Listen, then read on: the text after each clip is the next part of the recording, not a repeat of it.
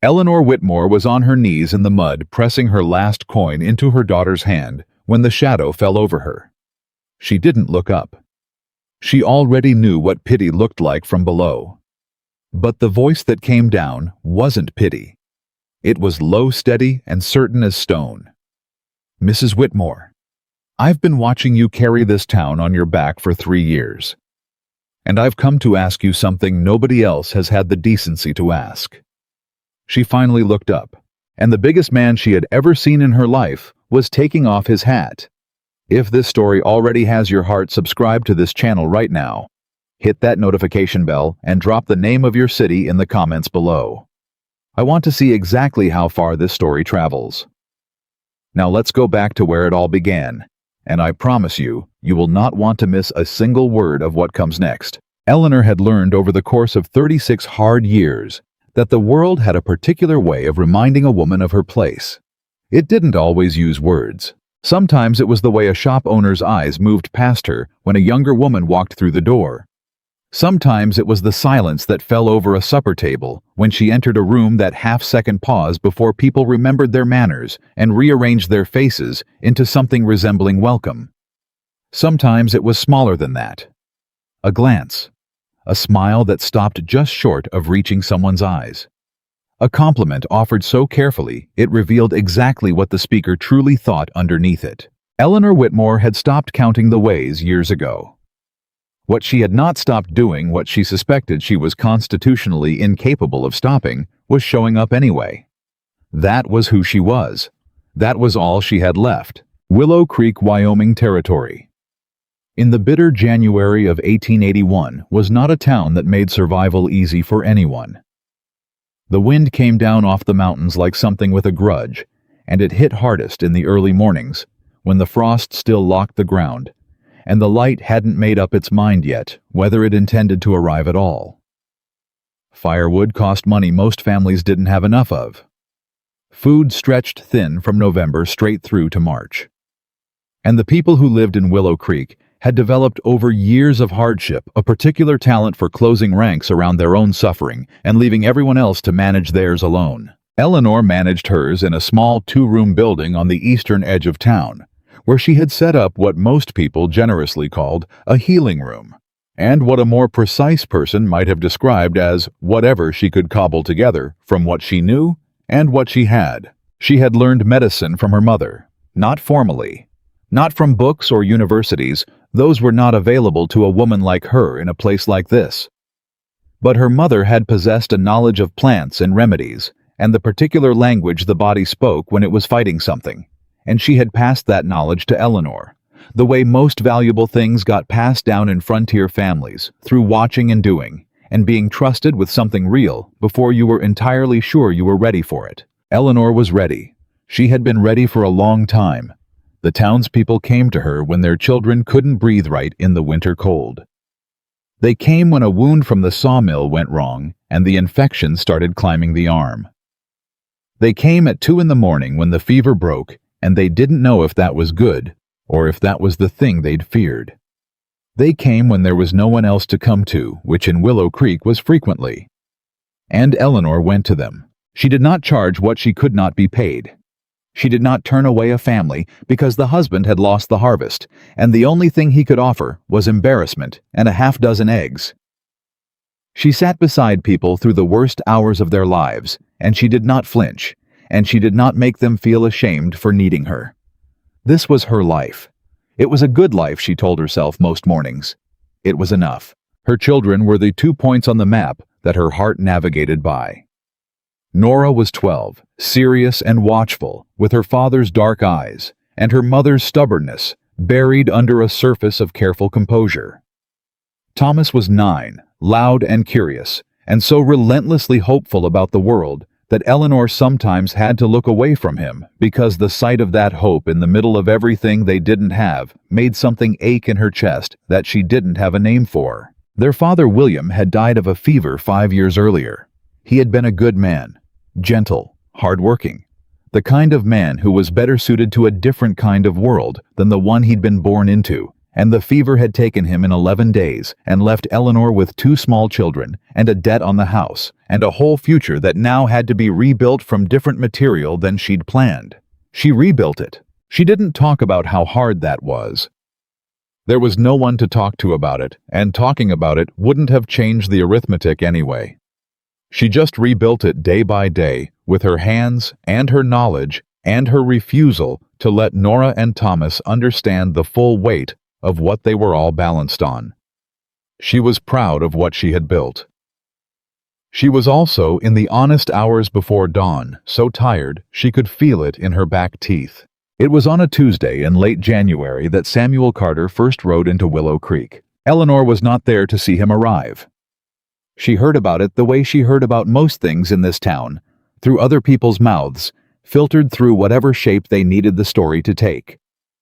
Martha Henley came into the healing room that afternoon with her youngest boy's wrapped wrist and an expression on her face that suggested she had been bursting with something since before she walked through the door. "You hear about the man who came in off the mountain road this morning?" Martha said, settling her son onto the stool and beginning to unwrap his wrist with the particular efficiency of a woman who had 4 children and not enough hours. "I didn't," Eleanor said.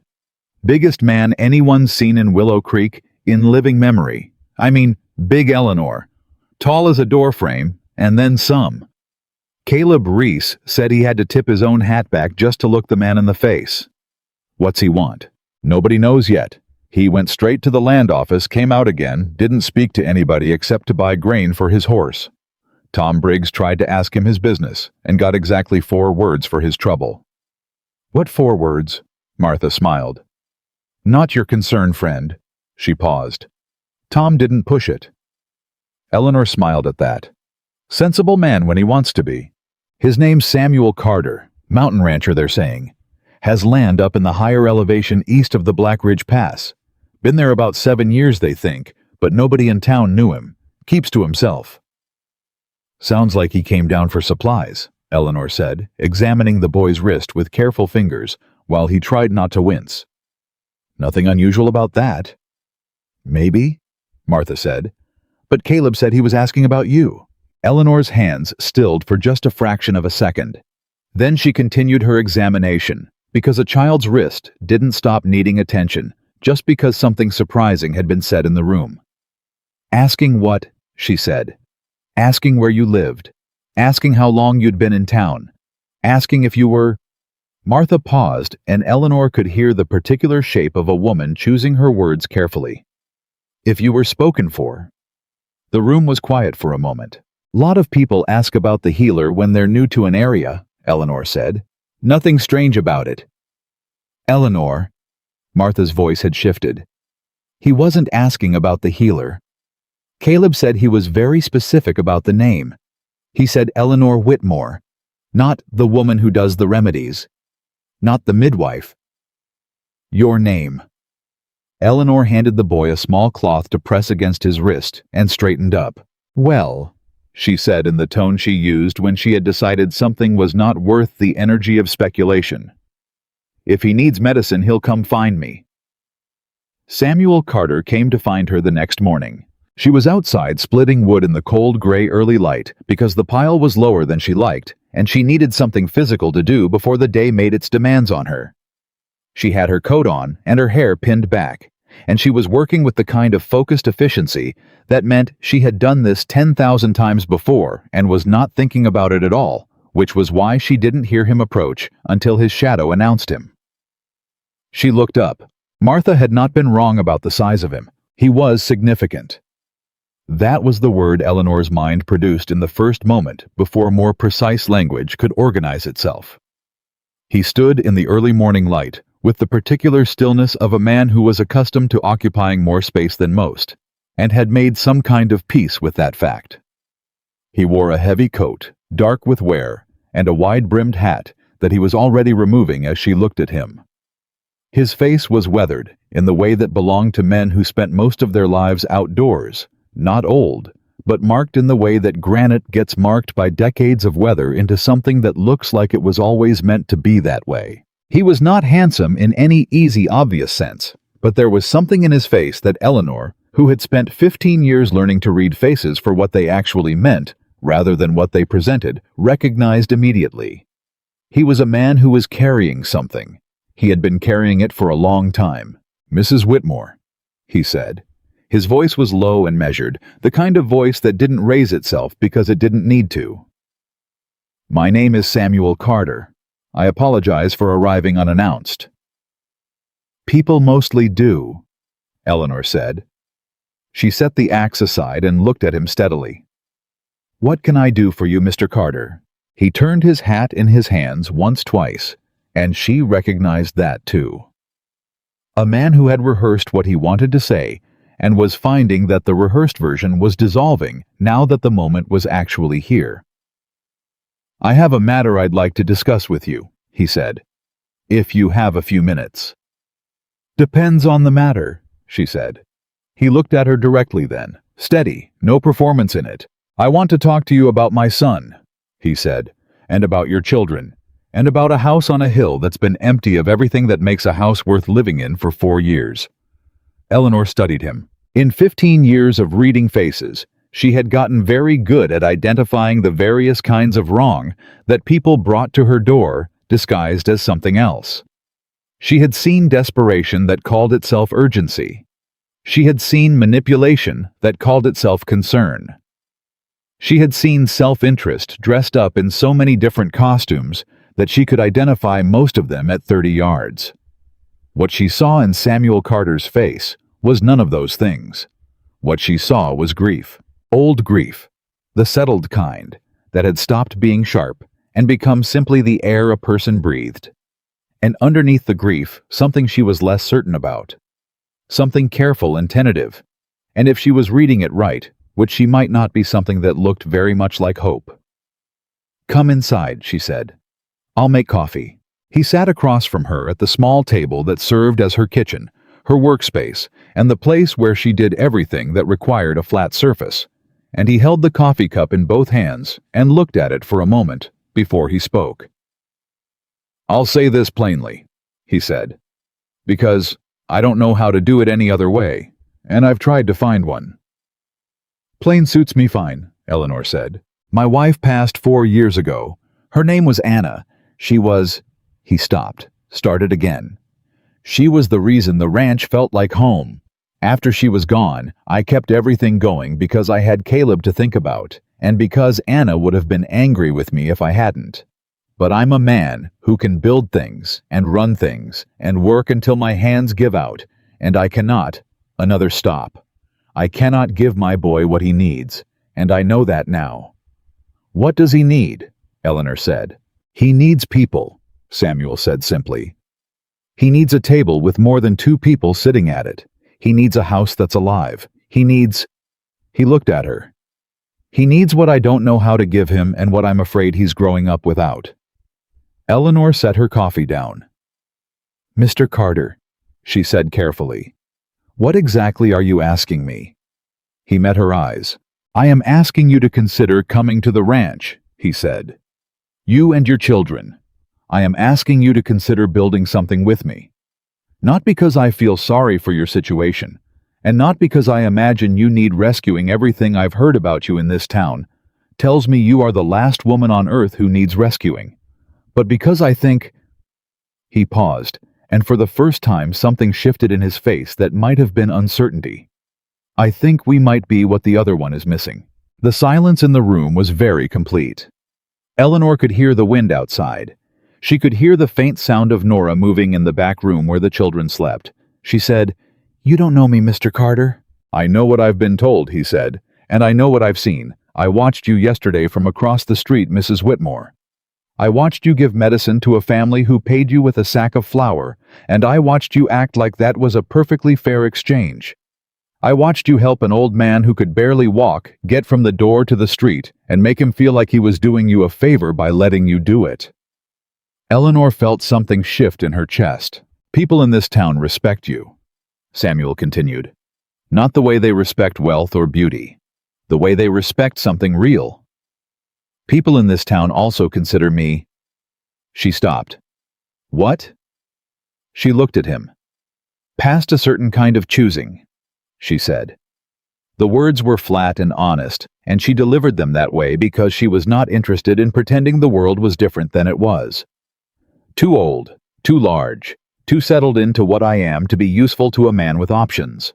Samuel was quiet for a moment. Then he said, I've had options, Mrs. Whitmore. The widow Pearson has made her interest very clear on 3 separate occasions, and she is a handsome woman and a capable one. I did not come to Willow Creek looking for what most men look for. Then what did you come looking for? He looked at her steadily. I came looking for the kind of woman who presses her last coin into her daughter's hand in the cold, and tries to do it without the child seeing that it's the last one. Eleanor went very still. You saw that, she said. Yesterday morning, he said. Before I came to find you. I wasn't trying to observe you, Mrs. Whitmore. I was in the street and you were there, and I could not have looked away from what I was seeing, even if I'd wanted to. He leaned forward slightly. That is the woman I came to find.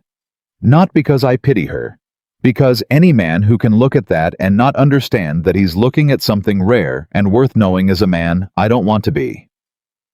Eleanor pressed her hands flat against the table.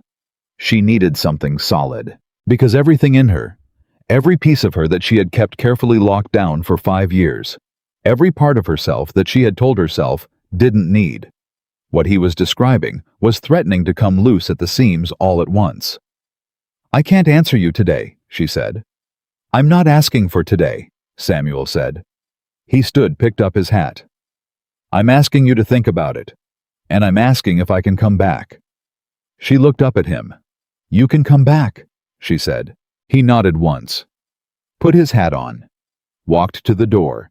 Then he stopped with his hand on the frame and turned back. Mrs. Whitmore, he said. One more thing. Yes. I know what this town has told you about yourself, he said quietly. I need you to know that none of it is true. He left. Eleanor sat at the table for a long time after the sound of his horse faded. Nora appeared in the doorway, dark-eyed and watchful.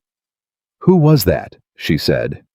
A man named Samuel Carter, Eleanor said. What did he want? Eleanor looked at her daughter, this serious child who had learned too young to watch her mother's face for signs of whether the world was about to get harder, and she felt something she hadn't felt in a very long time. She felt afraid. Not the ordinary afraid. Not the afraid of not having enough, or of winter lasting too long, or of a fever climbing too fast. The other kind. The kind that meant something mattered. I'm not entirely sure yet, she said. But I think he wants to know us. Nora studied her for a moment with those old, careful eyes. Do you want to know him? She said. Eleanor was quiet. I think, she said slowly, that might be exactly what frightens me. Samuel came back 3 days later. He did not come alone. He came with a boy of about 10, who held himself with the particular stiff dignity of a child who had decided that if he didn't show anyone what he was feeling, it couldn't be used against him. Caleb Carter had his father's coloring and his father's quietness. But where Samuel's stillness felt like settled strength, the boy's felt like something braced like a door held shut against something that wanted to get in. Eleanor recognized it. She had watched Nora develop exactly that expression in the months after William died. Thomas, who recognized no social barriers and never had, was the one who broke the impasse. He came around the side of the house with mud on his boots and stopped dead when he saw Caleb, and then said with perfect directness, You're the biggest kid I've ever seen. How old are you? Caleb blinked. Whatever greeting he had prepared for it was not that one. 10, he said. I'm 9. You want to see the place where I found a snake last summer? It's gone now, but you can still see where it was. Another blink. Then something shifted in Caleb's face just slightly, just at the corners. Sure, he said. And they were gone. Eleanor looked after them, and then looked at Samuel, who was watching the same spot where his son had just voluntarily followed a stranger into the mud. He hasn't done that in a while, Samuel said quietly. Followed someone. Wanted to, Samuel said. They stood on the porch while the boys disappeared around the corner, and Eleanor said, "Tell me about your ranch." He told her. He had built it 7 years ago with lumber from the mountain and help from no one, because there was no one available to help, which meant it had taken twice as long as it should have, and he had 3 permanent scars on his hands from the process that he regarded without particular complaint as the cost of the thing. It sat on a rise above the valley with a view that in summer, he said, made you feel like arguing with the idea that a person could deserve something that beautiful to look at every day. The kitchen was large because Anna had wanted a large kitchen, and he had built what she wanted and hadn't changed it. There was a room that Caleb didn't use that had been meant for. He stopped there, cleared his throat, moved on. There was a barn with horses and 2 milk cows, and a section of land that had been given over to a kitchen garden that had gone untended for 2 summers, and needed someone with patience and intention to bring it back. Eleanor listened. She was listening to what he said, but she was also listening to the way he said it, to the places where his voice changed, and the places where he moved over something quickly, and the places where something like pride came through that he seemed slightly embarrassed by, as if he wasn't sure he'd earned the right to be proud of what he'd built. "It sounds like a real home," she said. "It was," he said, "for a while." He looked at her. "I want it to be again." "Mr. Carter." "Samuel," he said. "Please." She looked at him. "Samuel, I need you to understand something. Tell me. I am not a woman who is going to be grateful enough for a good offer to accept it without thinking clearly about what I'm accepting," she said. "I have children who are depending on me to make good decisions. I have a life I've built here that matters to me. And I have—" She stopped, chose the words carefully.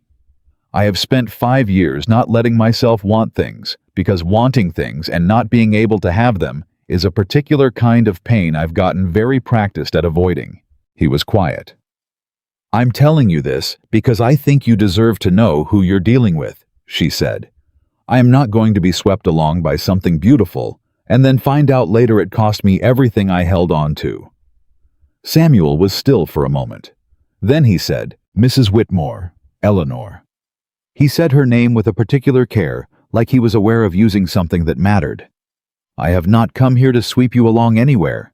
I have come here because I genuinely believe that you and I and our children are what the other is missing, and I intend to prove that to you." He held her gaze, however long that takes. She looked at him for a long moment. "You're a stubborn man," she said. "Yes, ma'am," he said. "I've been told." Something in her chest moved. She had not wanted to smile. She smiled anyway. He did not push it. He didn't press the advantage the way a man who was performing would have. He simply accepted the smile as what it was, something small and honest, and then looked back toward the corner of the house where the boys had gone. "Can I ask you something?" Eleanor said. "Anything." "What do you tell yourself?" she said slowly. "When the town talks about this, because they already are. Martha Henley is a kind woman, but she cannot keep a story to herself for longer than 24 hours, and I know what people are saying about you choosing." She gestured at herself, at the whole fact of herself. "This." Samuel looked at her. "I tell myself," he said, "that the people talking are people who have had the privilege of never needing what they couldn't easily find." She absorbed that. "And when they say you could do better," she said, "then I ask them," he said quietly, "what better looks like, and I find they don't have a very good answer." She turned away from him then. Not in rejection, he seemed to understand that, but because she needed a moment that wasn't under anyone's observation. She looked out across the yard toward the mountain line where his land sat, somewhere above the tree level, out of sight from here, but present in the conversation like a third person. She thought about 5 years of managing alone. She thought about Thomas's face when the firewood ran low, and she hadn't told him why they were wearing 2 coats inside. She thought about Nora's careful eyes and the things Nora didn't say because she'd learned not to say them. She thought about the coin in her daughter's hand and the man who had been standing across the street. Then she heard Thomas's voice from around the corner, high and animated, describing something with extreme enthusiasm, and she heard underneath it, quieter, the sound of Caleb Carter laughing. It was a small sound, rusty almost, like something that hadn't been used enough. It was the most important thing Eleanor had heard in a very long time. She turned back. "Come to dinner on Saturday," she said. "You and Caleb, I'll cook." Something happened in Samuel Carter's face that she didn't have the right words for yet. "We'll be here," he said. He was. They came on Saturday in the late afternoon with Caleb carrying a wrapped bundle that turned out to be a jar of honey from the ranch's single hive, and a look on his face like he was prepared for the jar to be rejected and had pre-made peace with it. Thomas accepted it with the kind of uncomplicated delight that only a 9-year-old boy, who had not yet learned to perform gratitude, could produce. Nora thanked them in a composed voice while stealing careful looks at Caleb that she thought no one noticed. Eleanor noticed everything. She always did. Dinner was crowded in the small room. Samuel had to fold himself into the chair at the end of the table and still looked like a man sitting in furniture built for a smaller world. He ate without complaint and without any of the performance that Eleanor had half expected. Some men, when they wanted to impress, became something other than themselves at table, and he listened more than he spoke, and he watched his son with the particular attention of a father who was cataloging everything. Caleb sat beside Thomas and said very little out loud, but Eleanor watched his face across the table and saw that he was listening to everything, to the ease in this house, to the noise, to the way Thomas talked with his hands, and Nora occasionally but deliberately contradicted something Thomas said just to keep him honest, to the way this ordinary chaotic small family moved around each other. She saw him drinking it in like something he'd been thirsty for. After dinner, when the children had gone to the other room and the lamp was burning low, Samuel helped her clear the table without being asked. He did it naturally without commentary, and Eleanor absorbed this in the same way she absorbed everything quietly and filed somewhere she would think about later. "Thank you for tonight," he said. "Thank you for coming," she said. He turned with a plate in his hand and looked at her. "Eleanor," he said. "Yes. I want you to know something," he said. "Whatever you decide, whether you decide this." He gestured between them, a gesture that managed to encompass something large with very little movement. "Whether you decide it's possible or not, tonight mattered. Coming here mattered. Watching my son laugh at your table mattered." He set the plate down. "I want you to know I understand what you've built here, and I would never ask you to give it up." She was looking at her hands. "You'd be asking me to give up everything familiar," she said quietly. "I'd be asking you to add something to everything familiar," he said. "There's a difference." She looked up. He held her gaze steadily. "I know what I am," he said. "I know I am a large, quiet, stubborn man who is better at building things than explaining himself. I know that this," he repeated the gesture slightly, "is an unusual thing I'm asking. I know the town has opinions about it." His jaw tightened, almost imperceptibly. "I know what the town has said about you, Eleanor. I know exactly what they've said, and I need you to know." He stopped. Something moved across his face. "I need you to know that every single one of them is wrong, about what you are, about what you're worth, about whether you deserve." He stopped again, more deliberately this time, like he was choosing between several possible endings and selecting the most honest one.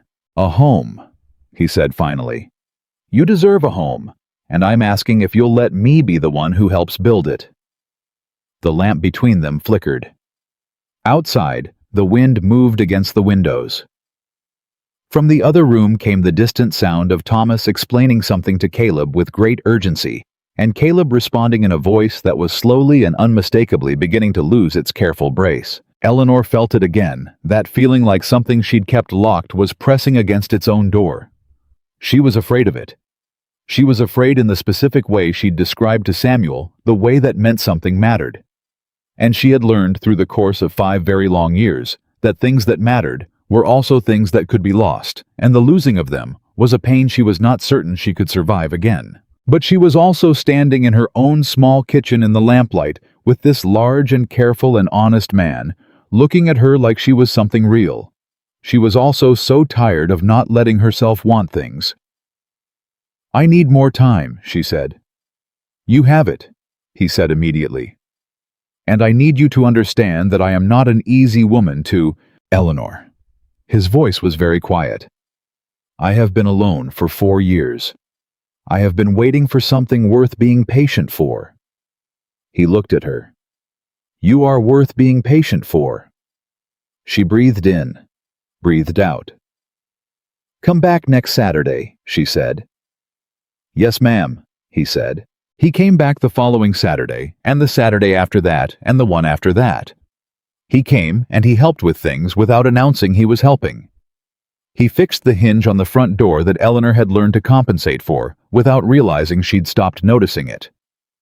He brought firewood one morning when she was with a patient and stacked it without mentioning it until she mentioned it, and he said simply that he'd had extra. He sat at the dinner table week after week and became slowly and without ceremony a presence that the children had begun to organize themselves around without realizing they were doing it. Thomas worshipped him. That was the plain truth of it. Thomas followed Samuel with the uncomplicated, wholehearted attachment of a 9-year-old boy who had grown up without a father's shape in the room and had discovered apparently that this was something he'd been waiting for without having the vocabulary to say so. Nora was slower, but Eleanor watched her daughter, watching Samuel watch the careful, incremental tests that Nora had been running without anyone telling her to. The small moments where she'd say something that could be challenged and then track what he did with it, the way she'd watch how he spoke to her mother and evaluate it against some private standard she was holding, and Eleanor understood what Nora was doing because Eleanor had taught it to her.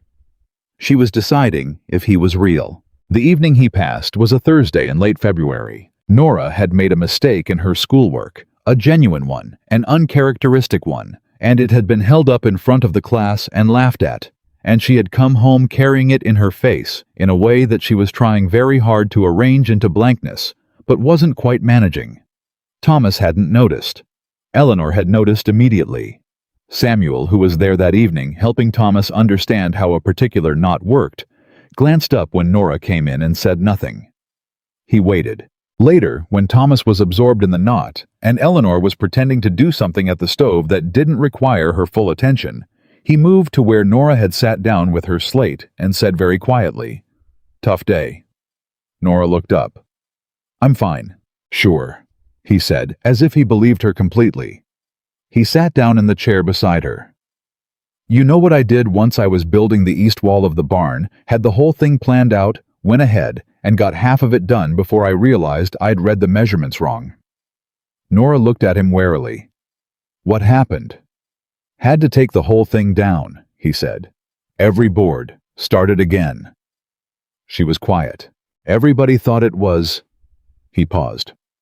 "Well, they thought it was funny, which it was.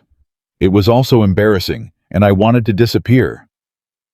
"What did you do?" Nora said. "Built the wall," Samuel said simply. "Right this time." He looked at her. "The mistake isn't the thing that matters," he said. "What you do next is." Nora looked at her slate for a moment. Then she looked at him. "You really had to tear the whole wall down," she said. "Every single board," he said. Something in her face shifted. Not much, just enough. "That's really bad," she said. "It was terrible," he agreed. "Also eventually one of the better things I built." Nora almost smiled. She didn't quite. She was Nora, and she was 12. And there was a dignity to maintain. But she almost smiled, and from across the room, Eleanor caught it and held it inside herself like something she was afraid to look at too directly in case it disappeared. He stayed that evening until the children were in bed, and then he sat across from Eleanor at the table, and he said, "Your daughter is remarkable." "She is," Eleanor said. "She's been watching me for weeks," he said. "I know. Trying to figure out if she can trust me." He said it without resentment, without anything really except understanding. "She's smart to do it." "She's had reasons to be careful," Eleanor said carefully. "I know." He paused. "I want you to know that I understand that means something. Being trusted by her. It's not—" He chose the words. It's not a small thing I'm being given permission to try for. Eleanor looked at him. No, she said. It's not. The silence between them was comfortable in a way that she had almost forgotten silence could be. Can I ask you something? Samuel said. You can. Are you afraid? He said. She thought about lying, decided against it. Terrified, she said.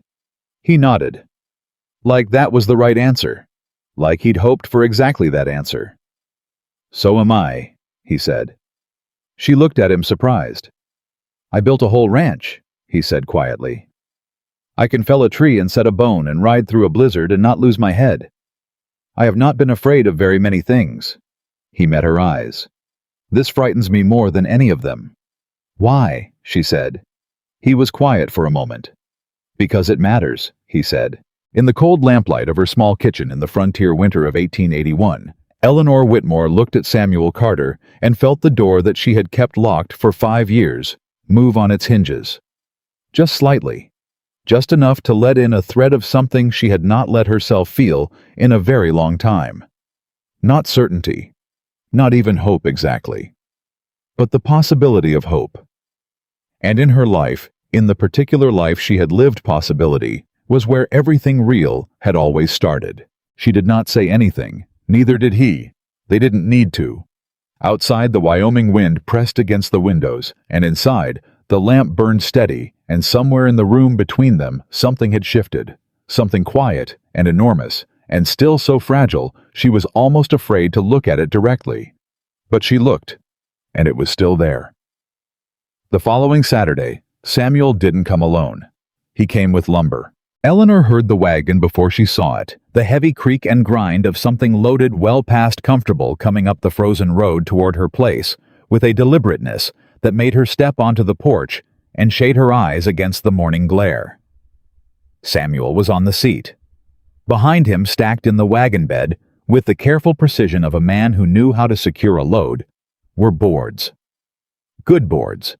Seasoned wood, the kind that didn't come cheap, and didn't come easy in Willow Creek in February. Caleb sat beside his father with his hands in his lap and his chin slightly lifted, as if he'd been told something was going to happen today and had decided in advance to be ready for it. Eleanor came down off the porch. "What is all this?" she said. Samuel set the brake and climbed down. He was wearing his work coat and his oldest hat, and the expression of a man who had thought about this considerably and was prepared for multiple responses. "Your back step," he said. "Third board's rotted through. I noticed it 3 weeks ago, and I kept thinking you'd wake up one morning and go right through it." Eleanor looked at the step. She had been compensating for that board for so long she had stopped seeing it. "You didn't have to." "I know I didn't have to," he said simply. "I wanted to." He looked at her. "If that's all right." She pressed her lips together against something that wanted to be a smile and was trying to be dignified instead. "It's all right," she said. He rebuilt the step of that morning, and then, without asking, checked the other two, and replaced a section on the second one that was heading in the same direction as the third. Thomas sat on the ground beside him and handed him nails with the absolute gravity of someone performing a critical function. Caleb stood nearby with his arms crossed, trying to look neutral, but Eleanor watched him, watching Thomas watch his father, and she saw something in the boy's face that she had no clean name for, something complicated and sweet, and a little bit heartbreaking. He had been the only one for a long time. The only person his father worked beside. The only person at the table. The only voice in the house. And here was this loud, muddy, generous-hearted 9-year-old handing his father nails and talking the whole time, and not requiring anything in return, except to be included, and Caleb was watching it with the look of someone encountering a thing they had privately decided they were not allowed to want. Eleanor made coffee and brought it out, and when she handed Samuel his cup, their fingers didn't quite touch, and she was aware of that. She was aware of a lot of things lately. Nora came to stand beside her on the porch, while the man and the boys she thought, with a feeling she couldn't immediately categorize, worked below. "He fixed it right," Nora said, studying the step. "He did," Eleanor agreed. Papa fixed things too, Nora said. Not sadly, just accurately, the way she did most things. He did, Eleanor said again. Nora was quiet for a moment. It's not the same as Papa, she said finally. No, Eleanor said. It's not. Another pause. That's not a bad thing, Nora said. And then she went back inside as if she'd completed a calculation and recorded the result, and was now done with the subject for the time being. Eleanor stood on the porch and held her coffee and tried to breathe normally. It wasn't the same as William. Nora was right about that. It wasn't the same, and it wasn't meant to be, and maybe that was not a bad thing at all. The morning moved into afternoon, and Samuel stayed for the noon meal without being asked, and without pushing. He simply stayed the way that had become his way, present and unhurried, fitting into the spaces of her day, without demanding that those spaces rearrange themselves for him. After the children had gone outside, Eleanor poured more coffee and looked at him across the table. I want to ask you something, she said, and I need you to answer me honestly. Always, he said. What does your life look like right now? She said. The ranch, the work. What does a day look like for you? He seemed slightly surprised by the question. Not uncomfortable, just surprised as if he'd been prepared for something more charged, and this had caught him sideways. Up before light, he said. Animals first, then whatever the land needs, which changes by the season, and sometimes by the hour. Right now, it's mostly repairs fences that didn't make it through December, the north wall of the barn that took wind damage. Caleb helps where he can.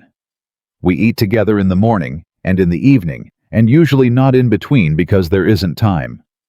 He paused. It's a working life. It's not quiet, and it's not easy. I know what a working life is, Eleanor said. I know you do, he said. And Caleb, she said. What does his day look like? Something changed in Samuel's face, just slightly, a tightening, a shadow of something. He does his lessons in the morning, he said. I don't have the education to teach him what he ought to know, and I've been doing the best I can, but... He stopped. He's a smart boy. He needs more than I can give him. Is there no school available? Not within distance for him to attend regular, Samuel said. Not until... He stopped again. Not where we are. Eleanor absorbed this. That's one of the things you're offering to change, she said. If we came to town, he said carefully, he could go to school. He could have what he should have. He met her eyes. That's part of it. Yes. She set her cup down. Samuel, I need to be plain with you. Please, he said. I have heard everything you've said, she told him. And I have seen how you are with my children, and I have watched what happens to Caleb when he's in this house. And I am not... She made herself hold his gaze. I am not unaffected by you. I want to be honest about that. It wouldn't be fair to pretend otherwise. He was very still. But I am terrified, she said. Not of you, of what happens if this goes wrong. I have rebuilt this life once from nothing, and I don't know if I have another rebuilding in me. And so before I can give you any answer that matters, I need to know that you understand exactly what you're asking. Because you're not just asking about me, you're asking about 2 children who have already lost one person who was supposed to stay. The silence was very complete. Then Samuel said, I know that. Do you? Eleanor. He leaned forward very slightly. I lost someone too. I know what it does to a child when the person who was supposed to stay doesn't. I know it in my bones because I have watched it happen to my son. He held her eyes. I am not asking you to bet on the future. Nobody can make that bet. What I am asking is whether you are willing to try. That is all I am asking. To try. She looked at him for a long moment. You understand that trying means I am trusting you with something I cannot get back if you're careless with it, she said. Yes, he said. Then I need you to understand, this isn't a decision I can make in a kitchen over coffee, she said. I need to see the ranch. I need my children to see it. Not because I'm close to saying yes. She paused. Because I'm closer than I expected to be, and I need to see it with clear eyes before I get any closer. Samuel was quiet for a moment. Then he said, "When?" "Give me a week to think about when," she said. "All right," he said. "And don't read too much into it," she said. He almost smiled. "No, ma'am." She pointed at him. "I mean it." "I understand, Eleanor," he said, and the almost smile was fully a smile now, quiet and private, the kind that lived at the corner of a face rather than the center of it. "I won't read too much into it." She told him 2 weeks later that she was ready to see the ranch. The drive up took most of a cold March morning. The children were in the back of the wagon under blankets, Thomas conducting a comprehensive verbal survey of everything they passed, and Caleb answering in his measured way that had become, Eleanor noticed, somewhat less measured than it used to be. Nora was reading, or appeared to be reading. Eleanor suspected she was taking in every detail of the journey and simply presenting the appearance of not doing so. Samuel drove and said little, which Eleanor had come to understand was not discomfort, but his natural state, a man who used silence the way other men used words to fill space rather than empty it. When the ranch came into view over the last rise, Eleanor did not say anything. She didn't have words for it immediately. Not because it was grand. It wasn't grand. It was a working ranch, practical and hard-used and very real. But because she could see in it exactly what Samuel had described. Every board placed with intention. Every fence line true. A kitchen garden bed alongside the south wall of the house, empty now and frozen, but laid out with the careful dimensions of someone who had planted it with specific plans in mind, and never stopped intending to use it again. She could see Anna in the garden bed. She could see Samuel building it for her. She could see him not taking it apart after. "It's beautiful," she said quietly. He glanced at her. "It needs work," he said. "I won't pretend it doesn't."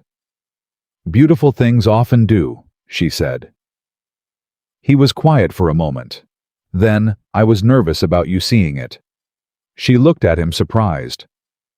"Why?" "Because—" He seemed briefly uncertain how to finish the sentence. "Because if you saw it, and it wasn't what you wanted, that would be a fair thing. A real reason.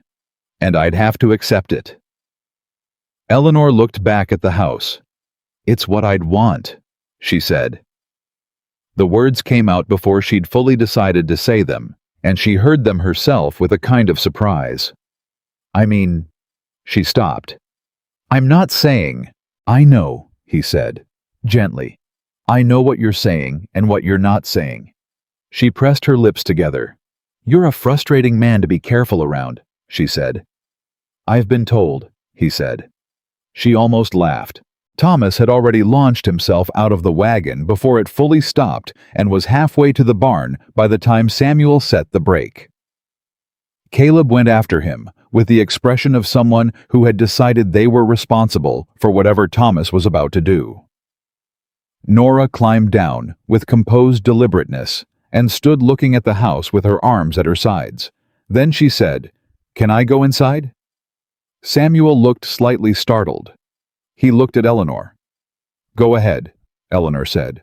Nora walked to the front door, opened it, and went in. Eleanor and Samuel stood in the yard. From inside the barn came the sound of Thomas discovering the horses and reacting to this discovery with a level of enthusiasm that could probably be heard from the valley floor. "He's going to love those horses," Eleanor said. "He can ride them any time he wants," Samuel said. Eleanor looked at him. "You've already thought about all of this, haven't you?" she said. "Not just the idea of it, the actual all of it." "Yes," he said simply. "Since when?" He was quiet for a moment. "Since I saw you in the street," he said, "with the coin." She felt something move in her chest. "Samuel." "I know," he said. "I know you're not ready to. I know. I'm just being honest because you asked." She nodded once and looked away because she needed to. Inside the house, she found Nora standing in the kitchen, with her hand flat against the surface of the large work table, her eyes moving around the room with the same methodical attention she brought to everything. "It's a good kitchen," Nora said. "It is," Eleanor agreed. "Big enough for 2 people to work in at the same time," Nora said. "Papa's kitchen wasn't." Eleanor watched her daughter. "Nora," she said carefully. "What are you thinking?" Nora looked at her. That steady, old-eyed look. "I'm thinking," Nora said, "that you've been carrying everything alone for a long time, and that it's made you strong." She paused. "But strong isn't the same as good. Strong means you survived. It doesn't mean you should have had to do it alone." Eleanor stared at her daughter. 12 years old.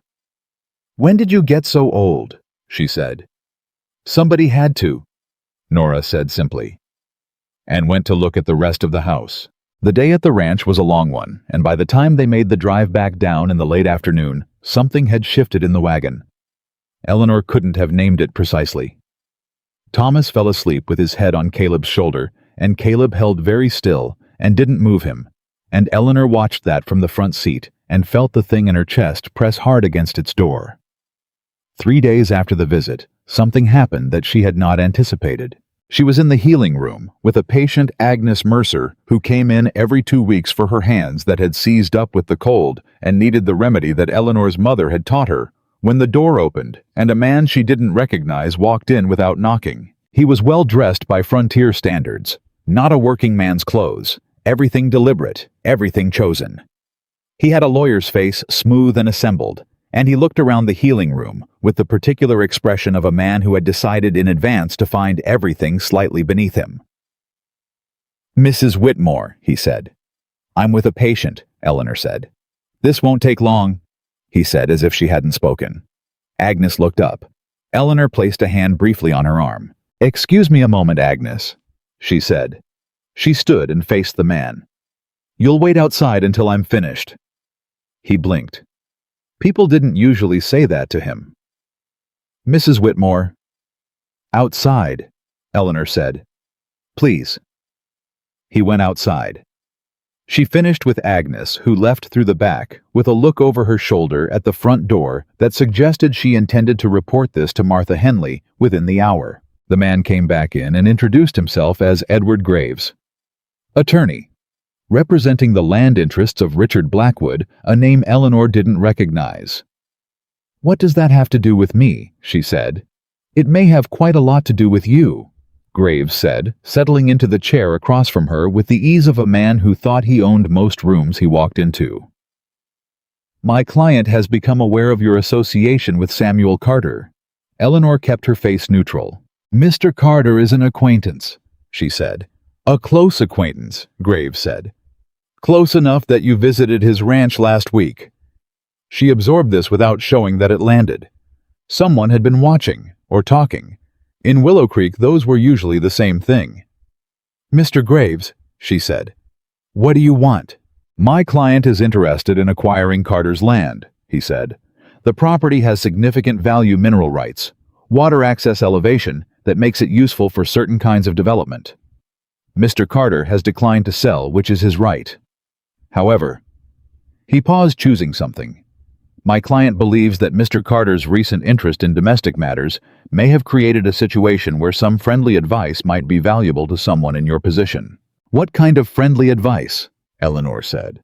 "The kind that suggests," Graves said pleasantly, "that a man who is pursuing a woman with great enthusiasm may not always be pursuing her for the reasons he presents." Eleanor looked at him. "Say what you mean," she said. He smiled. It didn't reach anything. "Samuel Carter needs a caretaker for his property, and his son," he said. "He needs a household manager. He is a practical man. Mrs. Whitmore and practical men make practical arrangements. The emotion he presents, the attention, the lumber for your step. These are the investments of a man who wants something specific and knows how to appear to offer something in return." He tilted his head. "I would hate to see a woman in your circumstances mistake a business arrangement for something it isn't." The room was very quiet. Eleanor's hands were flat on the table. "And if I were to reconsider my acquaintance with Mr. Carter," she said carefully, "your client's interest in the property would proceed more smoothly." Graves spread his hands in a gesture of innocence so theatrical it was almost impressive. "I'm simply offering perspective," he said. Eleanor stood. "Mr. Graves," she said, "get out of my healing room." He blinked again. "Mrs. Whitmore." "I said get out." Her voice was very level. "And tell your client that if he wants to purchase land in this territory, he is welcome to pursue that through legal means without sending messengers to have conversations about my personal life." She held his gaze. "And tell him also that I am not a practical arrangement. I am a woman who has survived more than he will ever know, and I do not take kindly to people who walk into my room and try to make me feel small about myself in order to serve their interests." Graves stood. The pleasantness had gone. "You may want to think carefully about—" "Out," Eleanor said. He left. She stood alone in the healing room for a moment after the door closed. Her hands were shaking, not from fear. From the particular rage of a woman who has been told one too many times that she is a naive fool for wanting what she wants, that she is easily deceived, that she cannot trust her own reading of a person she has spent months watching with the most careful eyes she possessed. She thought about Samuel fixing the step. She thought about Caleb holding still so Thomas could sleep. She thought about what Graves had said. And then she did something she had not planned to do. She closed the healing room and walked to the telegraph office and sent a message to the land records clerk in Cheyenne, asking for any recorded transactions involving Richard Blackwood. She did not know yet what she was looking for, but she had learned over 36 years that when a man sends another man to plant a seed of doubt in a woman's mind about someone, that man wants something from it is almost always because the someone being doubted poses a genuine obstacle, and obstacles in her experience were worth examining. She got the response 2 days later. It was long. She read it twice. Richard Blackwood had been involved in 4 land acquisitions in the territory in the past 5 years. 3 of the 4 had involved documented irregularities in the filing records claims filed against properties where the original holder had not been properly notified of contest transfers. Recorded before the legal period had elapsed. Witness signatures on documents that later proved difficult to verify. Nothing had been formally prosecuted, but the pattern was there, clear as a fence line on flat ground. She folded the telegraph response carefully and put it in the pocket of her dress and spent the next hour seeing patients while her mind worked separately on a problem she hadn't yet named out loud. That evening, Samuel came into town for supplies and stopped at the healing room the way he sometimes did at the end of his supply runs, with no agenda except to check in, which was one of the things about him that she had very quietly stopped fighting the good feeling of. She told him about Graves. She watched his face go through several things in rapid succession. A flash of something cold, followed by a controlled stillness, followed by the kind of careful attention he paid to everything that mattered. "He came to your room," Samuel said. "He did." "And said what he said?" "Yes." He was quiet for a moment. A specific kind of quiet that Eleanor had come to recognize, the kind that meant he was deciding what to do with what he felt before he responded to what had been said. "Eleanor," he said, "I want you to know whatever he told you, whatever his purpose was in telling it." "Samuel," she said, "I know." He stopped. She looked at him steadily. "I have been watching you for 4 months," she said. "I have watched you with my children, and I have watched you at table, and I have watched you when you didn't know I was watching. And I have said this, I am not an easy woman to deceive. And you have not deceived me." She held his gaze. "I know what Graves was doing in my room. I am not confused about it." Something in his face, in the careful, controlled stillness of it, shifted. "I am also not confused about what I found when I wired Cheyenne," she said. She watched his expression change. "You wired Cheyenne," he said. "I wanted to know who Richard Blackwood was," she said. He stared at her. "Eleanor," he said slowly. What did they tell you? Enough, she said. Enough to know that your land isn't the first he's tried to take, and enough to know that the way he's tried to take it follows a pattern that depends on paperwork and confusion, and people not knowing their rights clearly enough to defend them. He was very still. How do you know about land rights? He said. I know about most things that involve protecting what matters, she said simply. I had a husband whose family was cheated out of property before I met him. I learned what questions to ask. Samuel sat back in his chair. He looked at her with an expression she had not seen on him before, not the caring expression she had become familiar with, not the patient, steady look that he brought to most things. This was something more open than those, something surprised, and something that sat underneath surprise and might have been the beginning of awe. What did the documents show? He said. That he's been filing false contests, she said.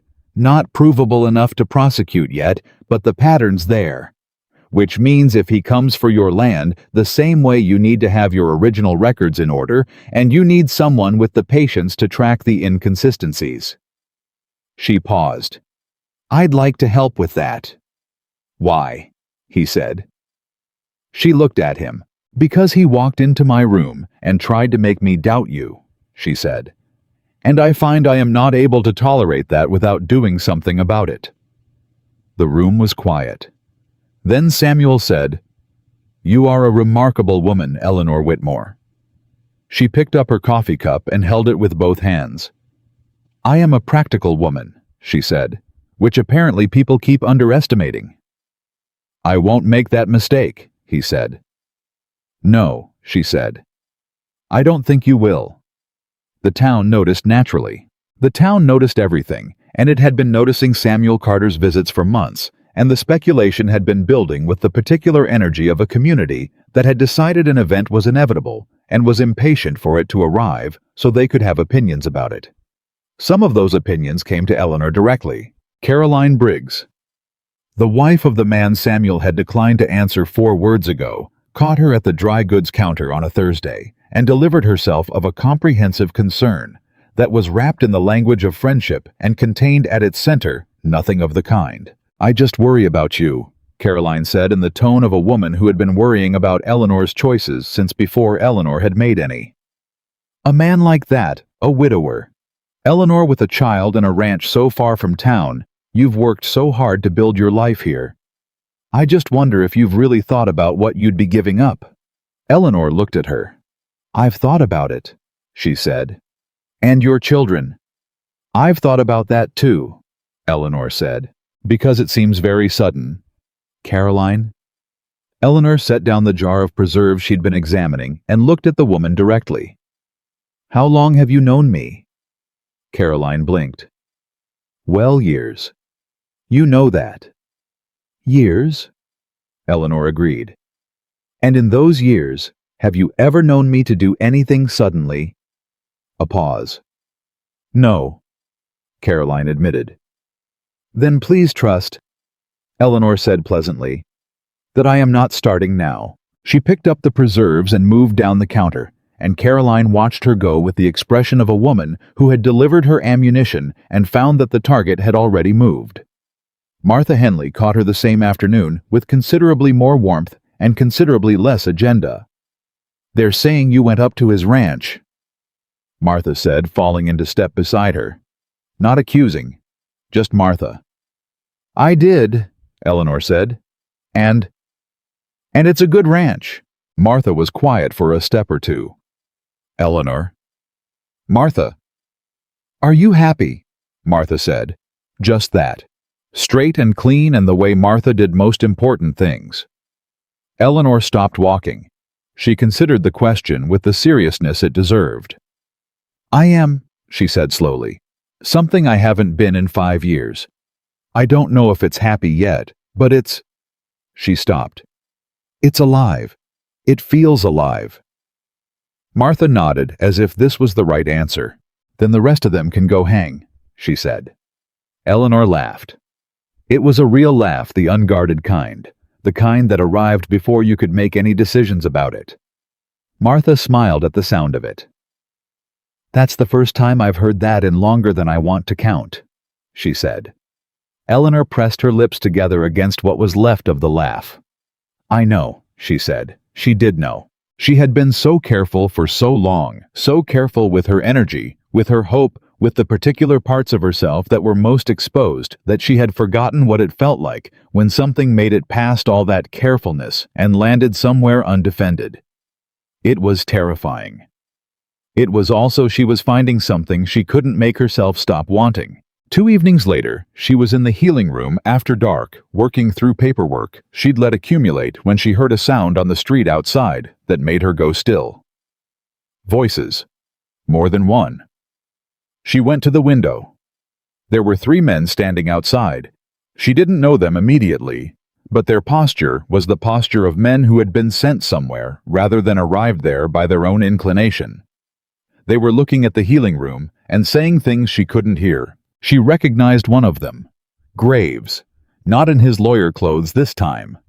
Eleanor moved away from the window and stood very still in the middle of the room and thought.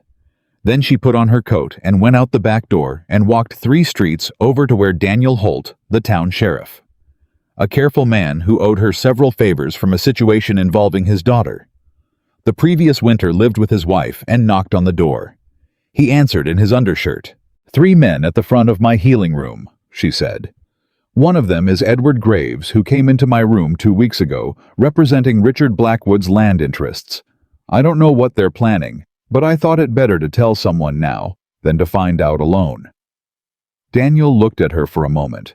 Then he pulled on his coat. Go back to your house, he said. Not the healing room, your house. She went. In the morning, Daniel came to tell her that the 3 men had been questioned and released. There was no crime to charge them with for standing in a street, but that he'd made clear they'd been noted and identified, and that any further action would be treated accordingly. Blackwood's getting nervous, Daniel said. About what? Eleanor said. About Carter, Daniel said. Word is Carter won't sell and is making that very clear. Blackwood's used to people selling. He looked at her. He's also heard you've been corresponding with Cheyenne about him. Eleanor absorbed this. He found that out fast, she said. He has people, Daniel said. He's been here before, Eleanor, just not this visibly. She thought about this after Daniel left. She thought about the 3 men on the street and Graves in his lawyer's smile, and a pattern of land theft that had gone unprosecuted for 5 years because nobody had connected the pieces carefully enough. She thought about Samuel on the mountain with his finished ranch and his empty kitchen, and his son who had forgotten how to laugh at strangers' tables. She thought about what Blackwood was really afraid of. It wasn't Samuel refusing to sell. Men refused to sell all the time. There were legal mechanisms for dealing with men who refused to sell. What he was afraid of, and she was only now beginning to understand this, was what Eleanor might find if she kept looking. Because if the pattern in the Cheyenne records extended to Carter's land, there might be something in the original filings that made Blackwood's claim to contest it impossible. And if that existed, it needed to be found before Blackwood found a way to bury it. She sat down at the table. She thought about the coin in her daughter's hand. She thought about what she was. Not the woman the town saw when they looked at her. Not the woman Graves had spoken to in that room, as if she were a piece on a board to be moved out of the way. She was the woman who had rebuilt a life from nothing and kept 2 children fed and warm through 5 Wyoming winters alone. She was the woman who had been underestimated quietly and consistently by almost everyone who had ever looked at her. And she was the woman who had just realized that underestimation used correctly was the most powerful weapon she owned. She pulled out her paper and pen and wrote a second letter to Cheyenne. This time, she knew exactly what she was looking for. The second letter to Cheyenne took 4 days to get a response. Eleanor checked the telegraph office every morning before she opened the healing room. And on the 4th day, the clerk handed her a folded paper with the expression of a man who had read something he wasn't sure he was supposed to have read and had decided to say nothing about it. She read it in the street.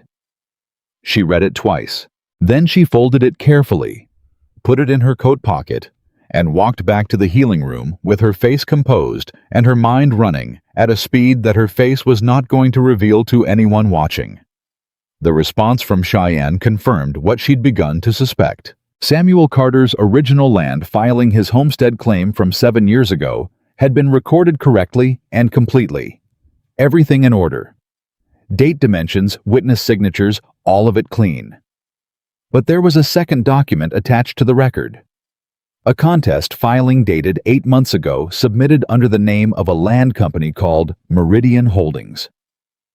The company had filed a counterclaim against Carter's acreage, citing an alleged prior survey error that would invalidate the original boundary markers. The filing was signed by Edward Graves as the registered legal agent for Meridian Holdings, which, according to the territorial business records referenced in the response, was a company with no officers of record, no fixed address, and a single registered principal who appeared in exactly one document: Richard Blackwood. Eleanor stood in the healing room alone and thought. The contest was already filed. That was the thing she hadn't understood until now.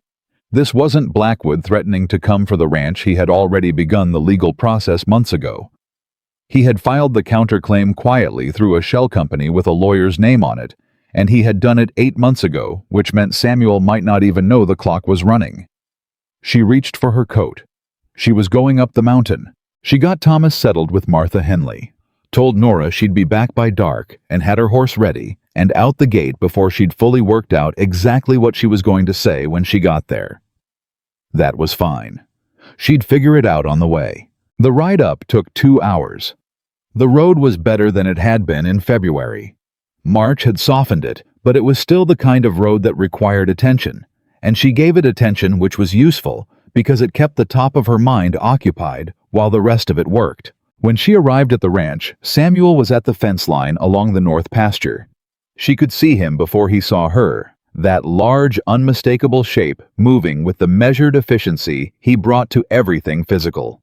And beside him, Caleb handing something up to him, the two of them working with the easy coordination of people who had been doing this long enough that they didn't need to talk about it. Samuel saw her when she was still 50 yards out, and everything in his posture changed immediately. Not in alarm, in attention. He handed something to Caleb and came to meet her. "Eleanor," he said. "What happened?" She dismounted and handed him the telegraph response without preamble. He read it.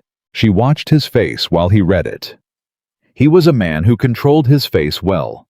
She had noted this and respected it, but some things were too large for complete control, and what moved across his face as he read was one of those things.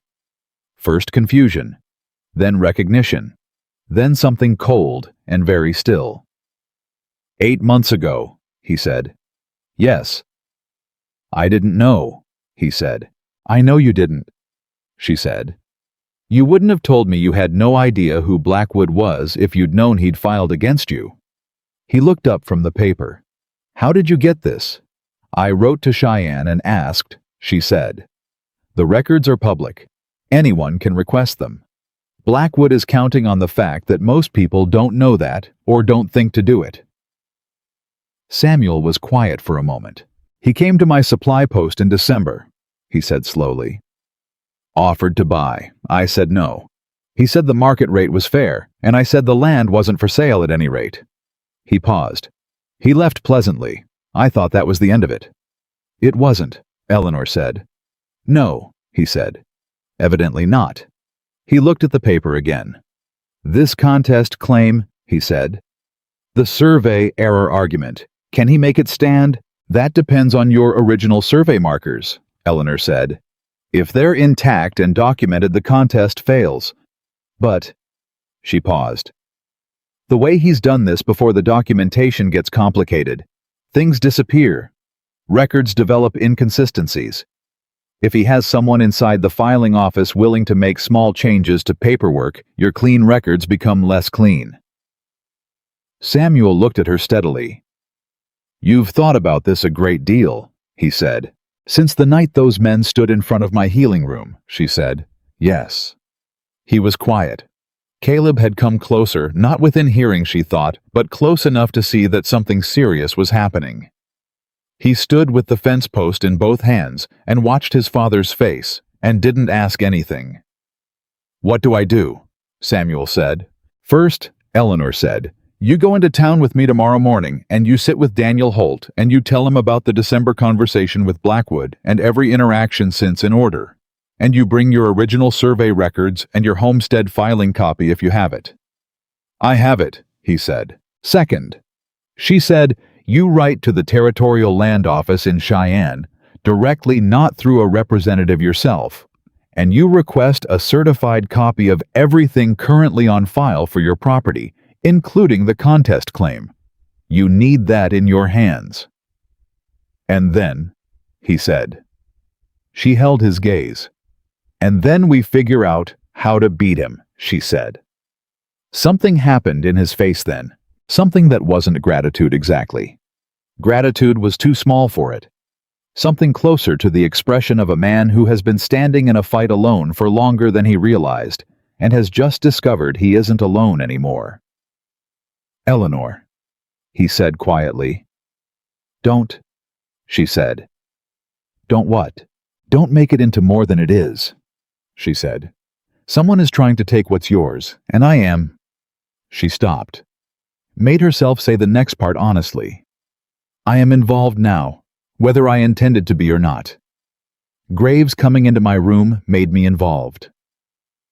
He looked at her for a long moment. "Is that the only reason?" he said.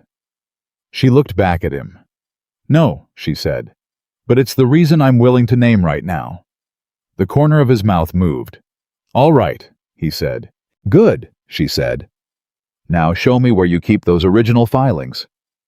They went inside, and Samuel retrieved a wooden box from the back of a cabinet that had clearly been built to hold exactly such a box, which told Eleanor something about the kind of man he was, a man who kept important things in a place he'd built specifically for important things. The filings were in good order, better than good. They were meticulous. Survey markers recorded with precise coordinates. Witness signatures from two men whose names she'd need to verify were still locatable. Dates correct. The homestead filing itself clean and complete with the county recorder's stamp clear and unambiguous. She went through everything twice. "Your records are solid," she said. "I knew what I was filing," Samuel said. "I asked about every part of it before I signed anything. My wife—" He stopped. "Anna was particular about paper. She said a man who doesn't keep his papers right is a man who's building on sand." Eleanor looked up. "She was right," she said. "She usually was," he said, and there was something in his voice. Not grief exactly. Not anymore, more like the particular tenderness of someone acknowledging a truth about a person they loved that Eleanor received quietly and didn't press on. She put the papers back in order. "The witness signatures," she said.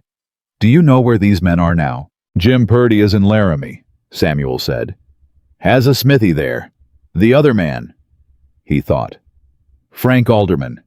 He was passing through when I filed. I don't know where he is." "One is enough," Eleanor said. "If we need corroboration, one living witness whose testimony matches the record is enough to make a contest filing very difficult to sustain." She looked at him. "Write to Jim Purdy tonight," she said. "Tell him you need a letter from him confirming the circumstances of the signing, just what he remembers. Date what you filed that he was present, and the signature is his."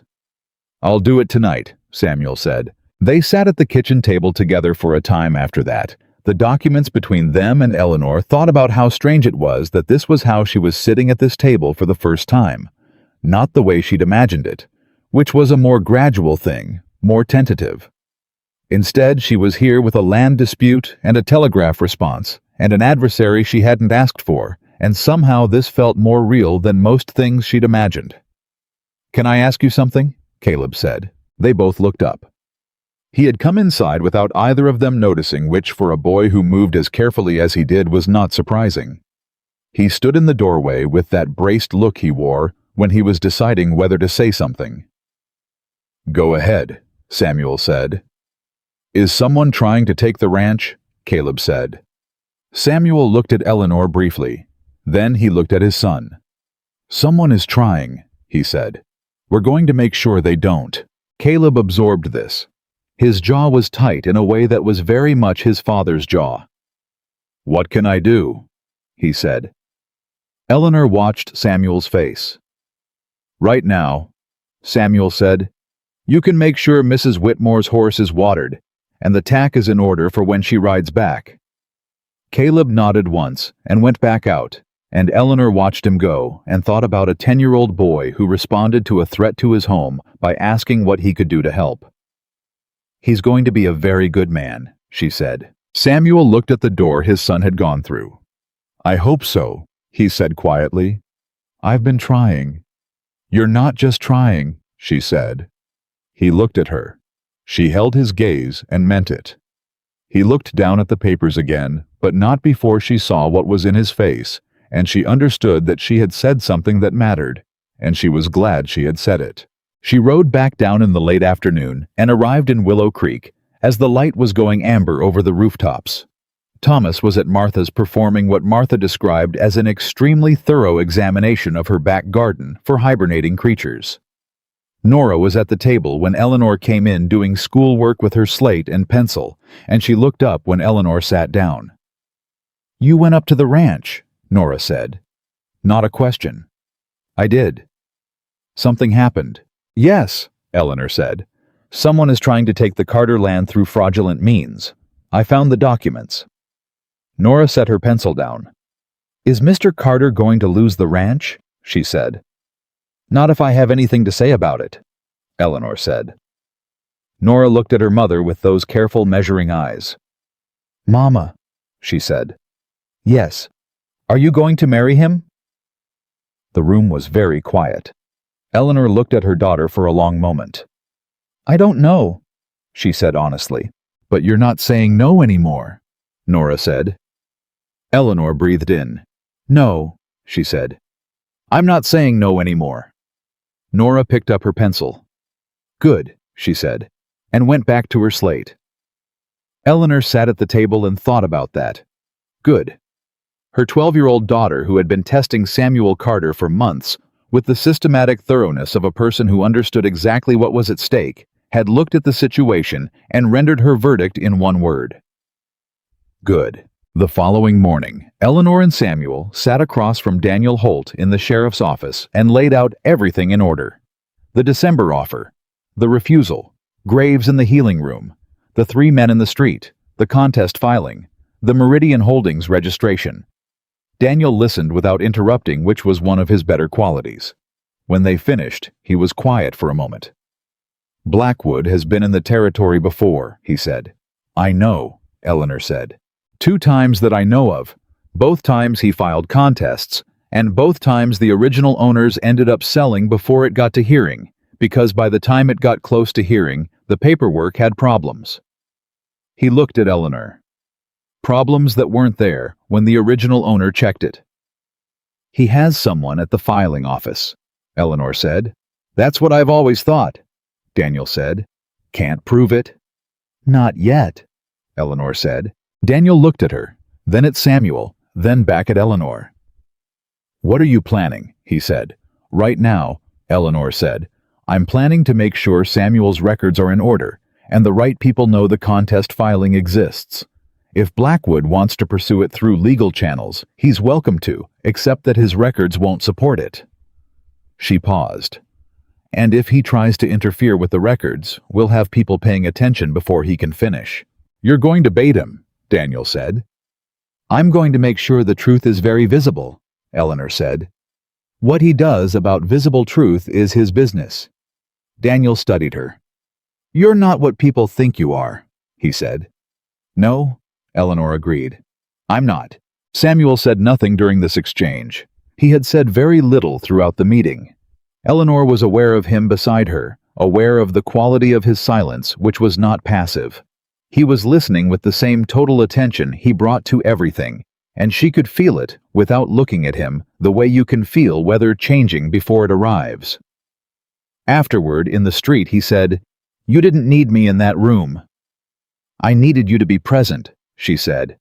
"It's your land." "But you drove the conversation," he said, not with resentment, with something closer to wonder. She looked at him. Is that a problem? She said. No, he said immediately. No, I'm just... He stopped, started again. I've been handling this by myself for a long time, most of the things that needed handling. And you walked in and... He stopped again. And what? She said. You knew what to do, he said. Before I did. She held his gaze. Samuel, she said. I have been handling everything by myself for 5 years. I know how to assess a problem and move toward the solution. That doesn't mean I want to do everything alone. She paused. What I'm finding is that doing it with you beside me is... She stopped. What? He said. Quiet. Easier, she said. It's easier. He looked at her. Yes, he said. It is. They stood in the street, and neither of them said anything else for a moment. Around them, Willow Creek moved through its ordinary morning. The blacksmith's hammer, the general store door opening, someone calling across the street to someone else, and in the middle of all that ordinary movement, something between them settled. Not decided, not named yet, but settled. Then Graves appeared at the end of the street. He saw them at the same moment they saw him, and he stopped, and for just a fraction of a second, Eleanor saw something cross his face before the professional pleasantness reassembled itself. Not fear exactly, recalculation. He had not expected them to be standing in front of the sheriff's office. He walked toward them with a smile that was doing a great deal of work. Mr. Carter, he said. Mrs. Whitmore. What a coincidence. Not particularly, Eleanor said. We had a meeting with the sheriff. Graves's eyes moved to the sheriff's office door, back to them. How fortunate, he said. And productive, I hope. Very, Eleanor said. He looked at Samuel. Mr. Carter, I hope you'll understand that my client's position remains open. The offer he made in December. I remember the offer, Samuel said. His voice was very level. My answer hasn't changed. Of course, Graves said. Of course, I simply want to make sure you're aware that pending legal matters regarding survey accuracy can be time-consuming and expensive, if the matter could be resolved through a straightforward transaction. Mr. Graves, Eleanor said. He turned to her. I've seen the contest filing, she said. I've seen the Meridian Holdings registration. I've written to Cheyenne, and I've spoken to the sheriff, and I've reviewed Mr. Carter's original filings, which are complete and correct. She held his gaze. You're welcome to take this to a hearing. I would encourage it. The pleasantness in Graves's face was doing considerably more work now. Mrs. Whitmore, I would also encourage you, she said, to let your client know that any interference with the county filing records would be extremely unwise at this point, given the number of people who are now paying attention to what those records contain. Graves was quiet for 2 full seconds. I see, he said. Good, Eleanor said. Good morning, Mr. Graves. He left. Samuel watched him go and then looked at Eleanor. You just put a target on yourself, he said. Not alarmed, just clear-eyed. I know, Eleanor said. Blackwood doesn't respond well to... I know, she said again. He's going to push harder now. He's going to try something different. She looked at Samuel. Which is what I want. When he tries something different, he'll make a mistake. Men like Blackwood always make mistakes when they're pushed off their planned approach. Samuel studied her. You're not afraid of him, he said. I'm afraid of what he can do, she said honestly. But I'm more afraid of what happens to your family, if no one does anything. He went very still. Your family. She heard it the same moment he did. The words had come out of their own accord, and they both heard what they contained, and Eleanor held the moment steadily, without taking it back or qualifying it, because she had said what she meant, and she was done pretending otherwise. Eleanor, Samuel said. Very quietly. Don't, she said. Not right now. Right now we have a problem to solve, and I need to think clearly. She looked at him. When the problem is solved, we can talk about everything else. He looked at her for a long, long moment. "All right," he said. "Thank you," she said. They were 3 days into the waiting period. Eleanor tracking correspondence. Samuel writing down every other day, the children existing in the complicated awareness that something was happening around them that adults were managing with forced normalcy when everything changed in a way she hadn't anticipated. It was Nora who found it.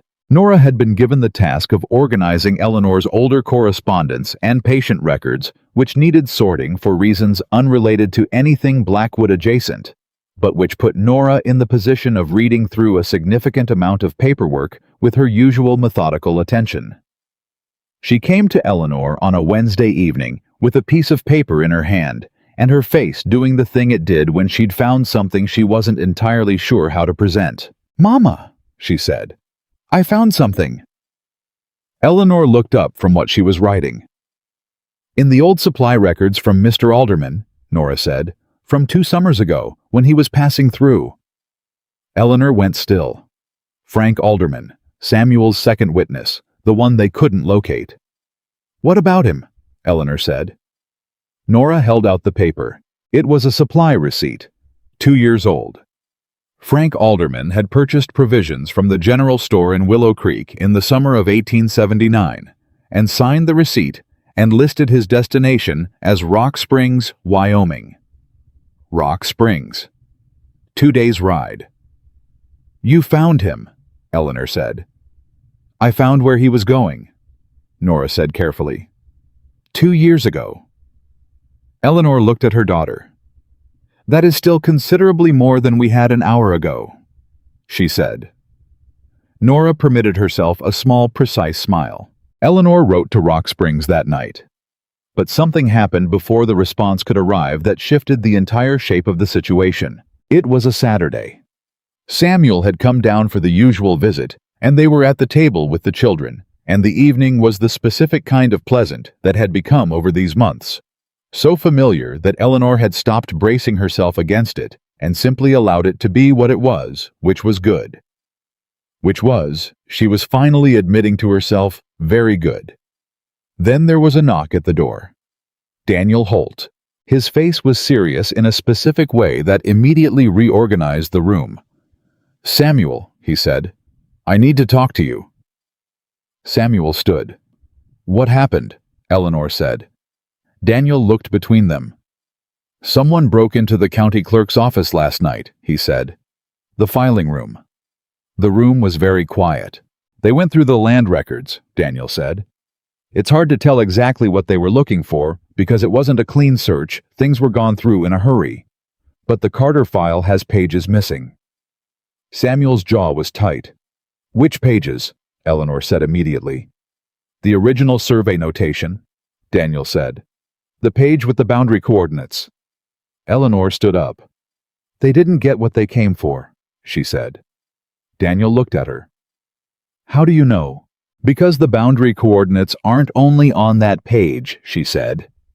"Samuel has his own copy complete, and I have a certified copy from Cheyenne requested 12 days ago and received before any of this happened." She looked at Daniel. Blackwood just tipped his hand. Daniel absorbed this.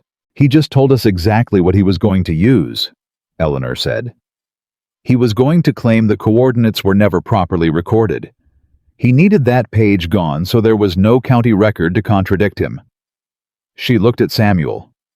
"Except we have the county record, a certified one, dated before the break-in." Samuel looked at her. Something in his face that she had never seen before. "He doesn't know about the certified copy," Samuel said. "No," Eleanor said. "He doesn't." Daniel looked between them again. "You set a trap," he said to Eleanor, not accusing, almost admiring. "I made sure the truth was documented in multiple places," Eleanor said carefully. "What Blackwood did with that is his own business." Daniel put his hat back on. "I'll need both of you in my office tomorrow morning," he said, "with those copies."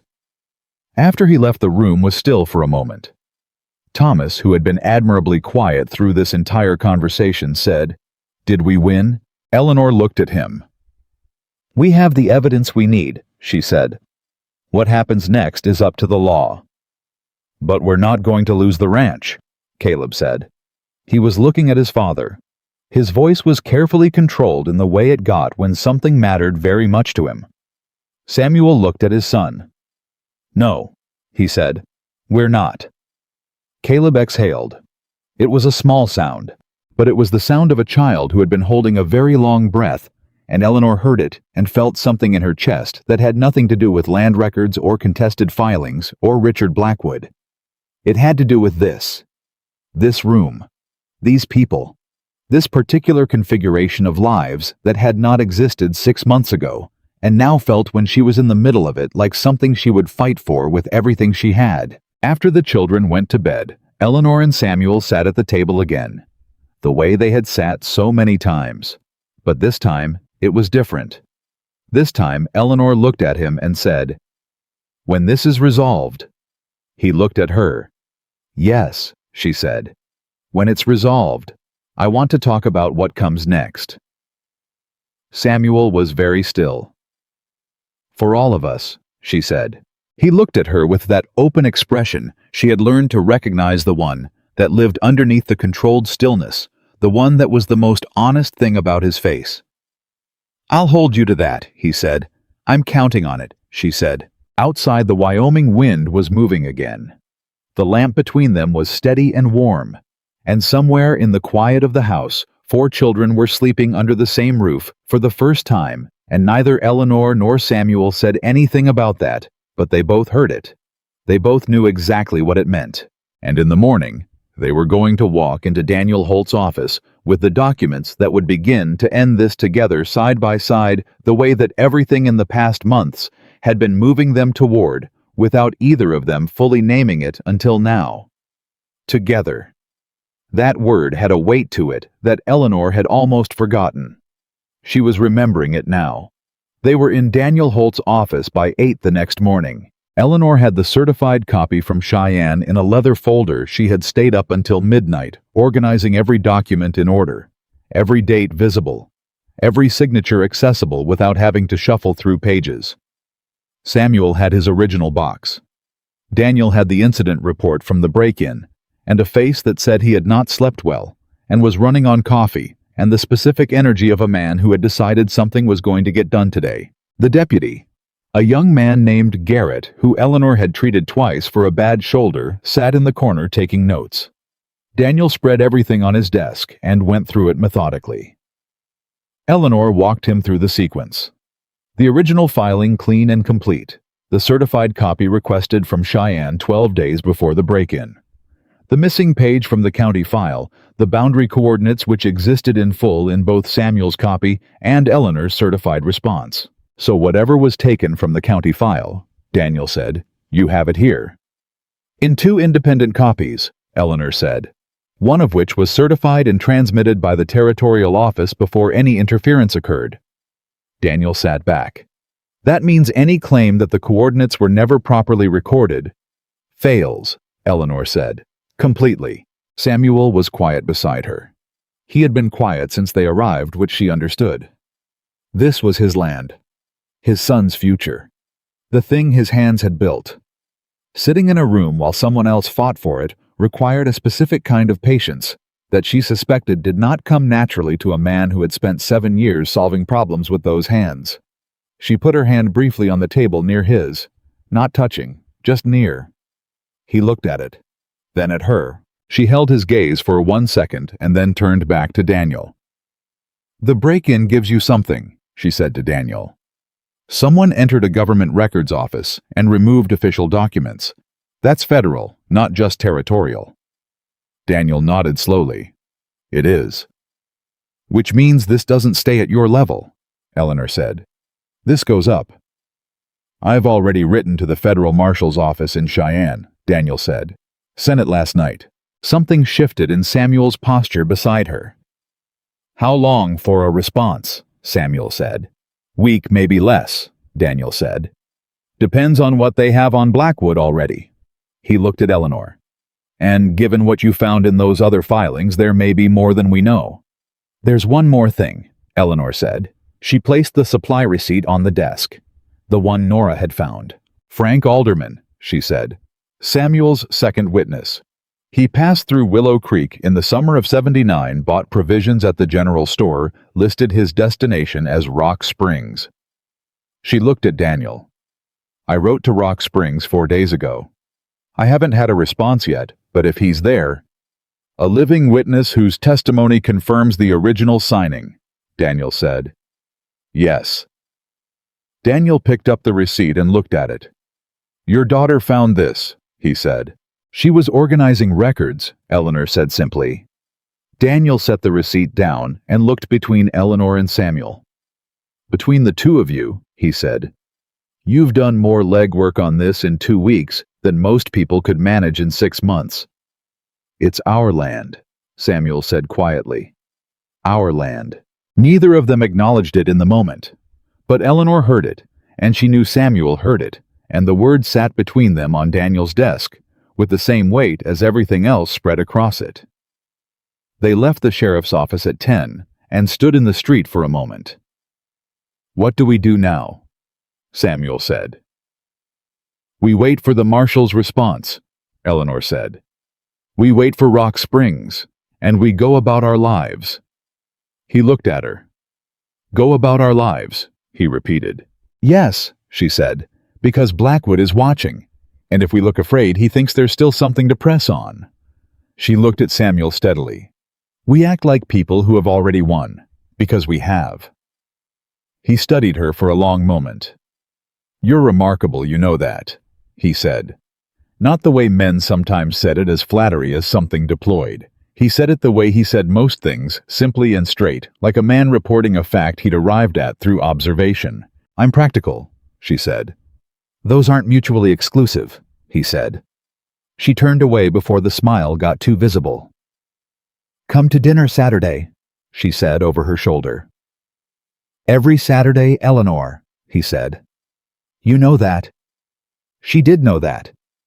It had become the architecture of her week. Everything else organized itself around Saturday, the way houses organize themselves around their main beam. She had stopped pretending otherwise. 3 days passed. On the second day, Caroline Briggs came back. Eleanor was in the healing room when Caroline arrived, and this time, she did not have the languid, concerned expression of a woman offering friendly advice. She was moving faster than that, and her face was different, not unkind, but urgent. Eleanor, she said, I need to tell you something, and I need you to not be angry with me. Eleanor set down what she was holding. Go ahead, she said. Tom ran into Blackwood's man at the saloon last night, Caroline said. Not Graves, someone different, a man nobody recognized, and he was asking about you. She pressed on before Eleanor could respond. Not about Carter.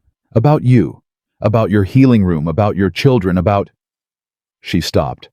About whether you had any legal standing in this matter, whether you were a party to any filings. Eleanor was very still. What did Tom say? She said. Tom told him you were just a local healer who knew Carter socially, Caroline said, because... She looked at Eleanor directly. Because it occurred to Tom that whatever this man was looking for, it probably wasn't good for you if he found it. Eleanor absorbed this.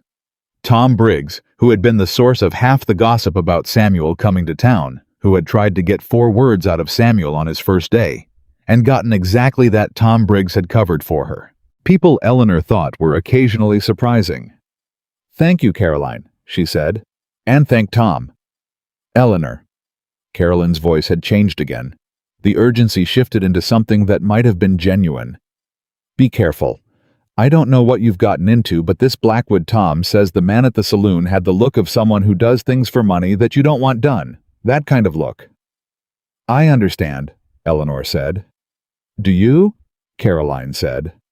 Eleanor looked at her. I have been managing difficult situations for 36 years, she said. I am not without resources, Caroline. Caroline looked at her for a moment. Then she said, No, I suppose you're not.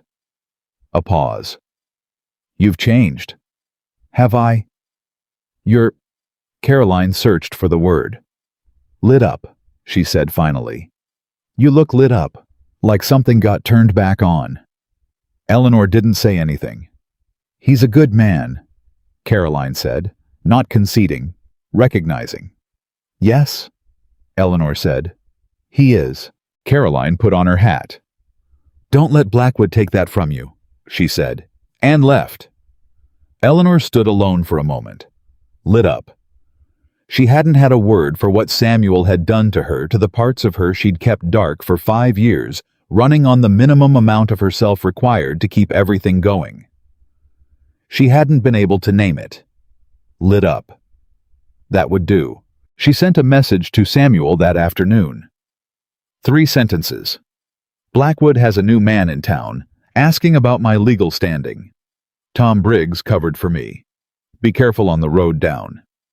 His response came back by evening. 1 sentence. "I'll be careful. You do the same." The response from Rock Springs arrived the following morning. Eleanor read it standing at the telegraph office window because she couldn't make herself wait until she got back to the healing room. Frank Alderman was alive. He was 62 years old, working at a livery in Rock Springs, had lived there for 3 years. He had received Eleanor's letter, and he remembered the Carter signing clearly, he said, because he had been a notary in his previous life, and he was particular about the signings he participated in, and he kept his own records. He had his own records, his own copy of the notation of the survey signing. A third independent document in the hands of a man with notarial background stored in Rock Springs, untouched by any break-in, unaffected by anything Blackwood had or hadn't done to the county files. Eleanor read the letter twice.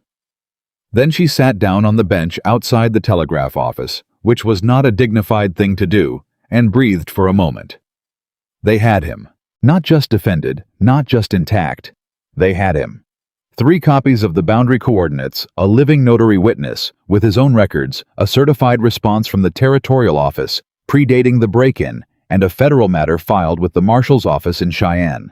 Blackwood had walked into this thinking he was dealing with an isolated mountain rancher who didn't know his legal rights and a woman who could be intimidated out of the way. He had miscalculated both of them. She wrote to Frank Alderman that same hour, requesting a signed sworn statement of what he remembered and a certified copy of his own records to be sent directly to Daniel Holt in Willow Creek. She sent a separate message to Daniel. Then she went to find Samuel. He was at the grain merchant's on the east end of town loading his wagon, and he saw her face before she said a word, and he set down what he was holding. "What happened?" he said. "Frank Alderman is in Rock Springs," she said. "He has his own records of the signing. He kept them. He's a former notary." Samuel stared at her. "His own records," he said. "A third copy," she said. "Independent, predating everything, in the hands of a witness with notarial credibility." Samuel was completely still for a moment. Then he said very quietly, "It's over." "It's over," she said.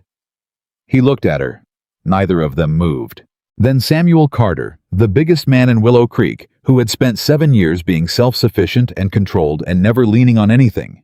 He hadn't built himself, stepped forward and put his arms around Eleanor Whitmore right there in the street beside the grain merchant's wagon. It was not a romantic gesture. It was the gesture of a man who had been fighting alone for too long and had just found out he didn't have to anymore. Eleanor stood in the circle of his arms and felt the size of him around her, that large, weathered, absolutely real solidity.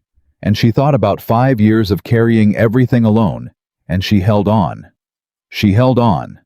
It lasted only a moment. He stepped back. His hands were on her shoulders briefly, then gone. "Thank you," he said. His voice was rough. "You're welcome," she said. They looked at each other in the street with Willow Creek moving around them the way it always did, and Eleanor felt something settle in her that had been unsettled for 5 years. Something that had been braced against the wind hour after hour finally stopped bracing. Of course, nothing was fully resolved yet. Richard Blackwood did not simply receive the news and accept it. He wasn't that kind of man. The following Monday, Graves appeared at Daniel's office with a counterfiling, a request for emergency injunction against the Carter property based on the alleged survey dispute submitted before the federal marshal's response could arrive. It was a delaying tactic, transparent, as glass designed to tie up the property and proceedings long enough for Blackwood to find another angle. Daniel sent word to Eleanor. She read the filing at Daniel's desk with Samuel beside her and Graves across the table, wearing the expression of a man who had been told to do this and didn't particularly enjoy it. An emergency injunction, Eleanor said. Based on the disputed survey record, Graves said. The survey record that exists in 3 independent copies, Eleanor said, one of which is held by a former notary who was present at the original signing. Graves' expression shifted. We were not aware. No, Eleanor said. You weren't. She looked at him steadily. Mr. Graves, I am going to say something to you directly, and I need you to hear it clearly. He waited. Your client broke into a government records office, she said. That is a federal offense. The marshal's office in Cheyenne was notified before this injunction was filed, which means this filing is now part of the same investigation. She set the injunction papers on the desk. If you continue to pursue this on Blackwood's behalf, you will be continuing to pursue it as a participant in an active federal inquiry. She paused. I don't know what your client is paying you, Mr. Graves, but I would encourage you to consider whether it's enough. The room was very quiet. Graves looked at the papers on the desk.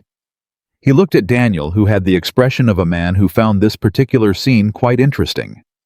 He looked at Samuel, who was looking at him with the particular calm of someone who no longer felt any urgency because they were no longer afraid of anything in the room. And he looked at Eleanor. I'll need to consult with my client, he said. Of course, Eleanor said. He left. Daniel waited 2 seconds after the door closed. You just told a lawyer he might be prosecuted, he said. I told him the truth, Eleanor said. Eleanor, Daniel said. You might consider law. I consider it every time someone tries to take something from someone who can't afford a lawyer, she said simply, and picked up her coat. 2 days later, Graves withdrew the injunction filing. He sent a single written notice to Daniel's office with no explanation and no signature beyond his own name. And Daniel sent word to Eleanor, who read the notice at her kitchen table with both hands flat, and Nora across from her watching. Is it done? Nora said. This part, Eleanor said. What's the next part? Eleanor looked at her daughter. Waiting for the marshal, she said, and living our lives. Nora nodded and went back to her reading. As if that was perfectly sufficient. The federal marshal arrived 11 days later. His name was Cole Whitfield, and he was a compact, economical man who spoke in the specific tone of someone who had heard many stories and reserved judgment on all of them until he had examined the evidence. He came to Daniel's office and spent 3 hours with Daniel and Eleanor and Samuel, going through every document in order. He asked Eleanor questions. Good questions, precise ones. The questions of someone who understood paperwork and patterns and what a falsified record looked like when you knew what to look for.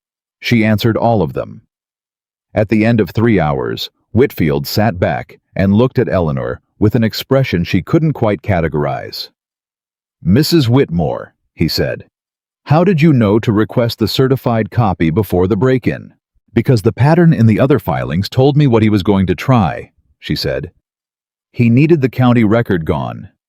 So I made sure the county record wasn't the only place it existed. You anticipated the break-in, he said. I anticipated that if someone was willing to send a lawyer to intimidate me and put men outside my building at night, they were also willing to interfere with a records office, she said. It seemed prudent to act accordingly. Whitfield looked at her for a moment. Are you aware, he said, that the pattern you identified across those other filings has been something the marshal's office has been attempting to document for 2 years? Eleanor absorbed this. No, she said. We've known Blackwood was operating in this territory, Whitfield said. We've known his method. What we've been missing is exactly what you found, a documented pattern with enough specificity to connect the individual filings. He looked at the papers in front of him. What you've assembled here combined with the break-in gives us something we haven't had before. The room was very quiet. Are you saying? Samuel began. I'm saying, Whitfield said carefully, "that this is no longer exclusively about your land, Mr. Carter. What Mrs. Whitmore found puts Blackwood's entire operation in the territory at risk." He looked at Eleanor. "I'd like your permission to use your documentation as part of a broader investigation." Eleanor looked at Samuel. He looked at her. "Yes," Eleanor said. "You have it." After Whitfield left, Samuel and Eleanor sat in Daniel's office alone for a moment. Daniel had gone to walk the marshal out, and the room was quiet in the specific way that rooms get quiet after something large has passed through them. "You found it," Samuel said. "Nora found the receipt," Eleanor said. "That was where it turned." Eleanor. He said her name with that particular care that she had come to understand meant he was about to say something true. "What you did, what you've done for the past—" He stopped. "I don't have the right words for it." "You don't need them," she said. "I need to try," he said. He leaned forward. "I came to Willow Creek in January, looking for a woman with the strength to build something real.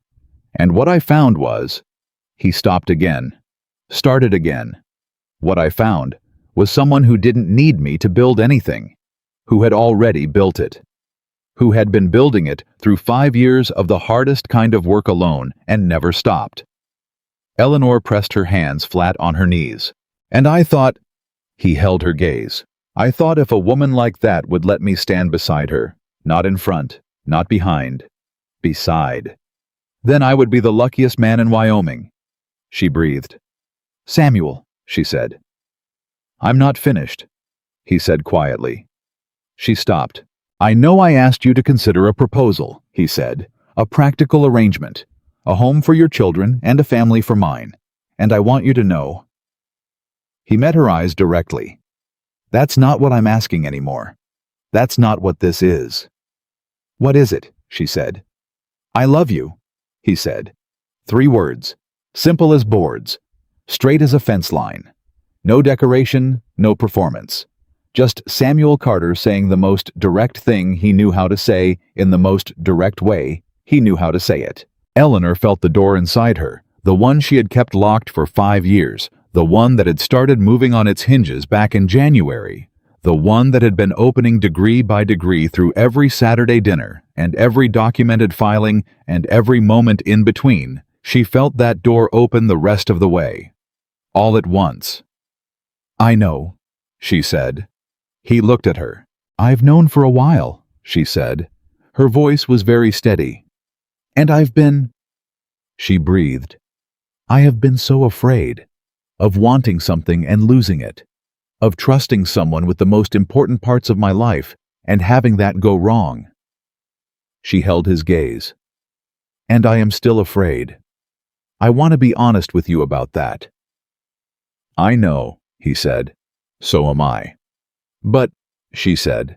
He waited.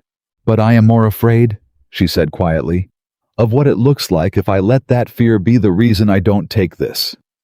Samuel was completely still. "I love you too," Eleanor said.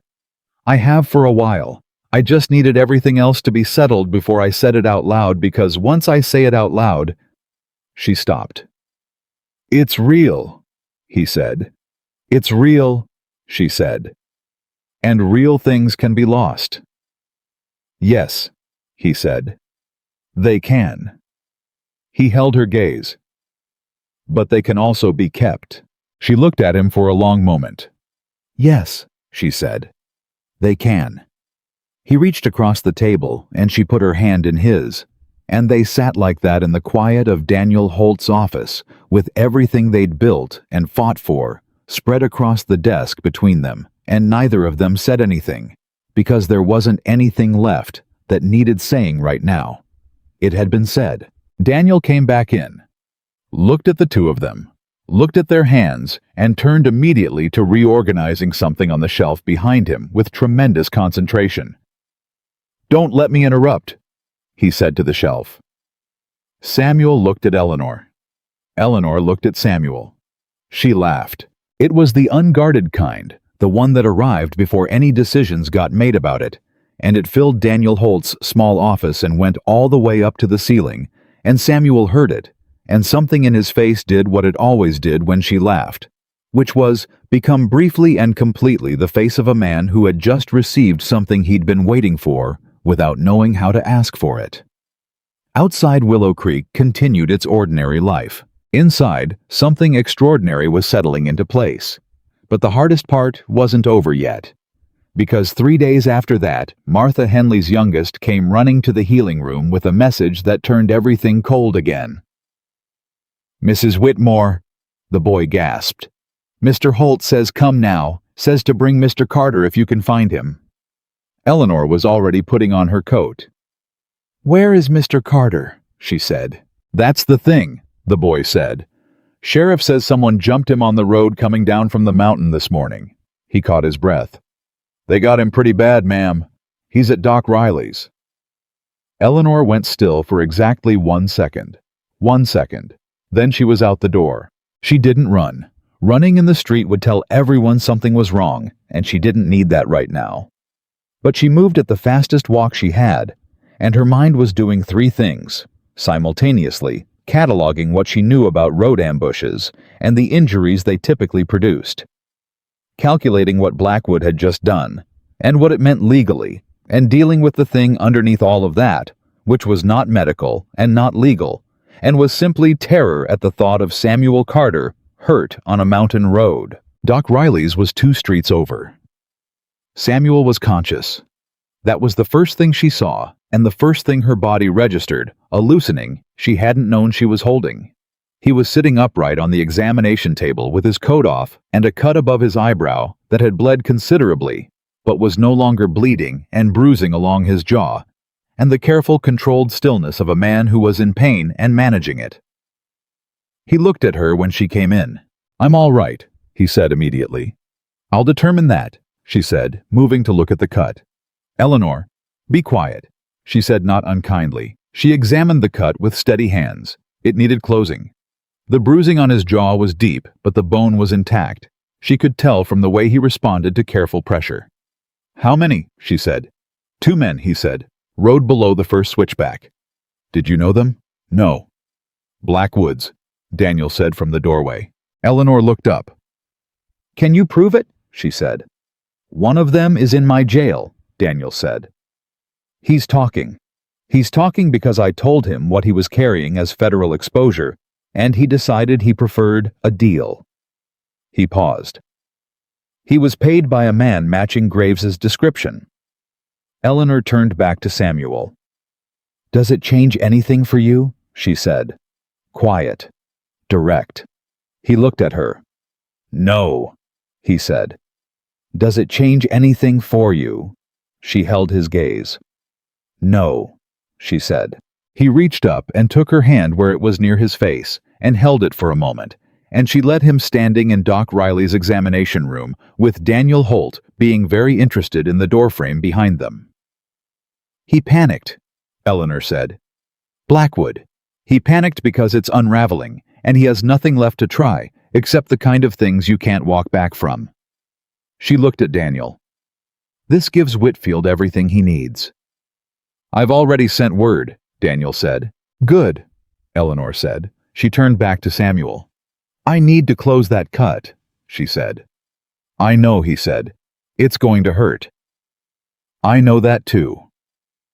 She worked with steady hands, and he sat still beneath them, and neither of them spoke much, but the quality of the silence was the kind that had been built over months of dinners and documents and choices made toward each other, and it held them both while she worked. Willow Creek was going to talk about this. Willow Creek was going to talk about all of it. The ambush on the mountain road, the man in Daniel's jail, the federal marshal who had come and gone Eleanor Whitmore's certified copies, and her letters to Cheyenne, and the way she'd been seen walking out of the sheriff's office beside Samuel Carter every other day for 2 weeks. They were going to talk. Eleanor, closing the last stitch with precise and careful fingers, found that she had stopped caring what they said. She had more important things. She had a man sitting still under her hands because he trusted her. She had a daughter who found receipts, and a son who handed nails to a man who needed them, and 2 children somewhere up a mountain who had started to believe in something they'd given up on. She had a door that was all the way open now, and she was done being afraid of what came through it. Whatever came next, whatever Blackwood tried, whatever the marshal's investigation brought, whatever the town said or didn't say, she was going to face it with her hands steady and her eyes clear. She was going to face it with Samuel Carter beside her. Not in front, not behind, beside. The way she'd wanted someone to stand for a very long time. Richard Blackwood was arrested on a Thursday. Eleanor heard about it the way she heard about most things that happened outside Willow Creek through Daniel, who came to the healing room in the early afternoon with his hat in his hand, and the expression of a man delivering news he had waited a long time to deliver. "Whitfield picked him up this morning," Daniel said. "Laramie, he was at the rail station." Eleanor set down what she was holding. "Running," she said. "Luggage said so," Daniel said. "3 trunks and a one-way ticket east." He paused. "Graves was with him. They took them both." Eleanor was quiet for a moment. She had known it was coming. The marshal's investigation had been moving with the steady inevitability of a river finding its level, and everything she and Samuel had built over the past weeks had fed directly into it. She had known. But knowing something is coming and feeling it arrive are two different things, and what she felt now was not triumph exactly. It was something quieter than that, something that sat in the chest and didn't need to announce itself. "The injunction," she said. "Dissolved," Daniel said. "The contest filing is withdrawn as part of the federal proceeding. Carter's land is clear." He looked at her directly. "It's over, Eleanor." She breathed in. She breathed out. "Thank you, Daniel," she said. He put his hat back on. "Thank yourself," he said. "And that daughter of yours." He almost smiled. "And the stubborn mountain man who had the sense to come to Willow Creek and find you." He left. Eleanor stood alone in the healing room for a long moment. Then she went to find Samuel. He was at the grain merchant's again. She had begun to think of that spot as theirs, specifically the place where things happened between them that mattered. He was loading the wagon, and he saw her face, and knew immediately. "Blackwood," he said. "Arrested this morning," she said. "Laramie. Graves, too. The land is clear, Samuel. It's done." He set down the sack in his hands. He stood very still for a moment, with his back to her, and she let him have that moment, because she understood what it was, not just relief, not just the end of a threat. This was a man processing the fact that the thing he had built with his hands, the thing that held his son's future, was safe. When he turned around, his face was controlled, but his eyes weren't. "Come up to the ranch," he said. "Tomorrow. Bring the children. All day." "All day," she said. "I want—" He stopped. "I want all of us in the same place when I can actually think straight enough to enjoy it." She looked at him. "All right," she said. "All day." The ride up the following morning was entirely different from the first one. The first time Eleanor had held herself careful and observational, cataloging everything, keeping her responses measured, refusing to let herself want what she could see. This time, Thomas did not wait to be invited to speak, and talked from the moment they left Willow Creek until Caleb, in a gesture of pure self-preservation, began answering every question at length simply to prevent Thomas from generating new ones. Nora sat beside Eleanor on the front seat and watched the mountain come closer with the expression of someone who had already made their peace with where they were going. Samuel drove with one hand easy on the reins and Eleanor beside him, and once on the long flat stretch before the last climb, his hand moved from the reins to cover hers. On the seat between them briefly and without announcement, and then returned to the reins, and Eleanor didn't say anything, but she felt it all the way through. The ranch received them differently, too. The first visit had been exploratory, tentative, full of the particular care of people who were deciding something. This visit was simply life. Thomas went directly to the barn, and Caleb went directly after him, and the sounds that came from that direction within 3 minutes suggested that two boys had achieved a level of coordination that took most adults considerably longer. Nora went to the kitchen garden, still winter bare, still waiting, and walked the perimeter of it with her hands behind her back, measuring something in her mind that she didn't share yet. Eleanor went inside with Samuel. She made coffee, not because she was performing domesticity, because she wanted coffee and she knew where the pot was, and that knowledge, the simple, ordinary fact of knowing where the pot was in this kitchen, felt like something. Samuel stood in the doorway between the kitchen and the main room and watched her. "You look right in there," he said. She glanced at him. "Don't make it strange," she said. "I'm not making it strange," he said. "I'm stating a fact." She brought him his cup and they sat at the large kitchen table, and the house was full of the sound of the boys in the barn, and Nora's footsteps on the porch, and the particular alive quality that 4 children produced simply by existing in a space. Samuel wrapped both hands around his cup. "I need to ask you something," he said. "Go ahead," she said. He looked at her. "Marry me," he said, not as a question. He'd said he didn't know how to do things any other way, but plainly, and this was plain. 2 words and a conviction delivered the way he delivered everything straight across the table, no performance, no decoration. Eleanor looked at him. She thought about January. She thought about the coin. She thought about graves in the healing room and 3 men in the street and a certified copy from Cheyenne and a notary in Rock Springs and a laugh in Daniel Holt's office and a man sitting still under her hands because he trusted her completely. She thought about lit up. She thought about the door. "Yes," she said. He was quiet for 1 full second. Then he said yes, not repeating it back as a question, receiving it. The way a man receives something he has been moving toward for months and is now holding in both hands and is still slightly stunned to find it there. "Yes," Eleanor said again, because she found she didn't mind saying it twice. Something happened in his face that she had seen pieces of before, but never the whole thing. It was not a simple expression. It was the face of a man whose grief and patience and stubbornness and love had all arrived at the same place at the same moment, and the result of that arrival was something too large and too honest for any single word. He reached across the table and took her hand. She let him.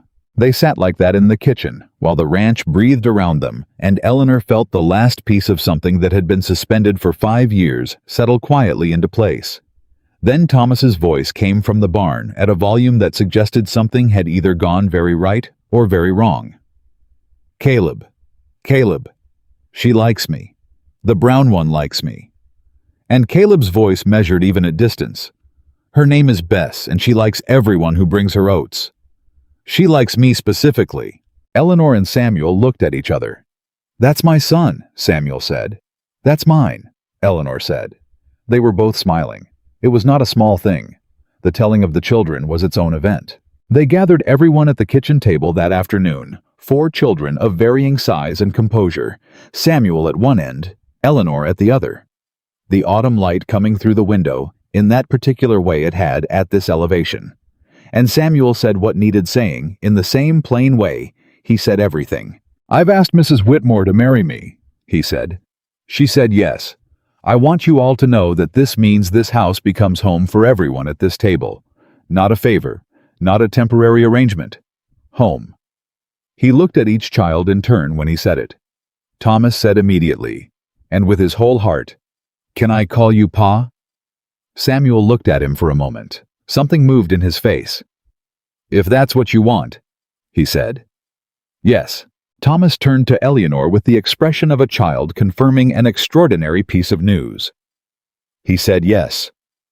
"I heard," Eleanor said. Caleb was looking at his hands.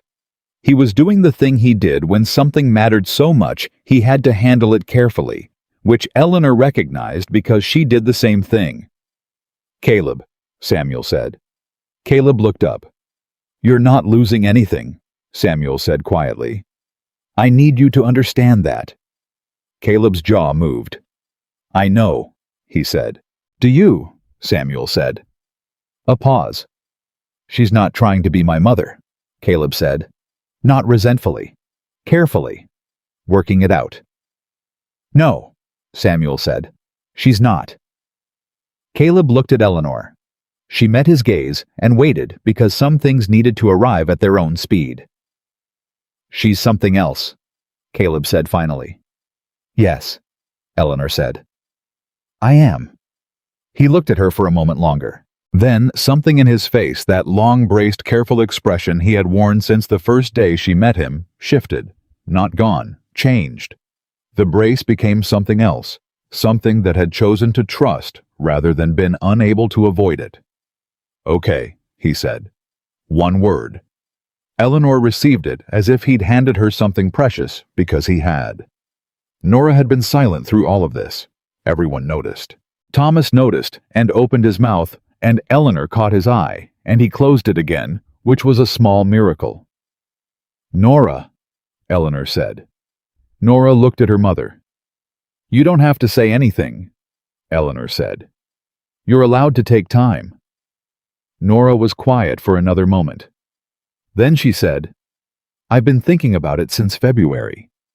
Everyone at the table looked at her. "Since February," Eleanor said. "Since the barn visit," Nora said. "When he told me about the wall." She glanced at Samuel with that measured look. "I decided then." "Decided what?" Samuel said. Nora looked at him with the directness of a person who had learned it from someone. "That you were worth trusting," she said. The table was very quiet. "That's a considerable thing to tell a person," Samuel said. "I know," Nora said. "I thought you should know it."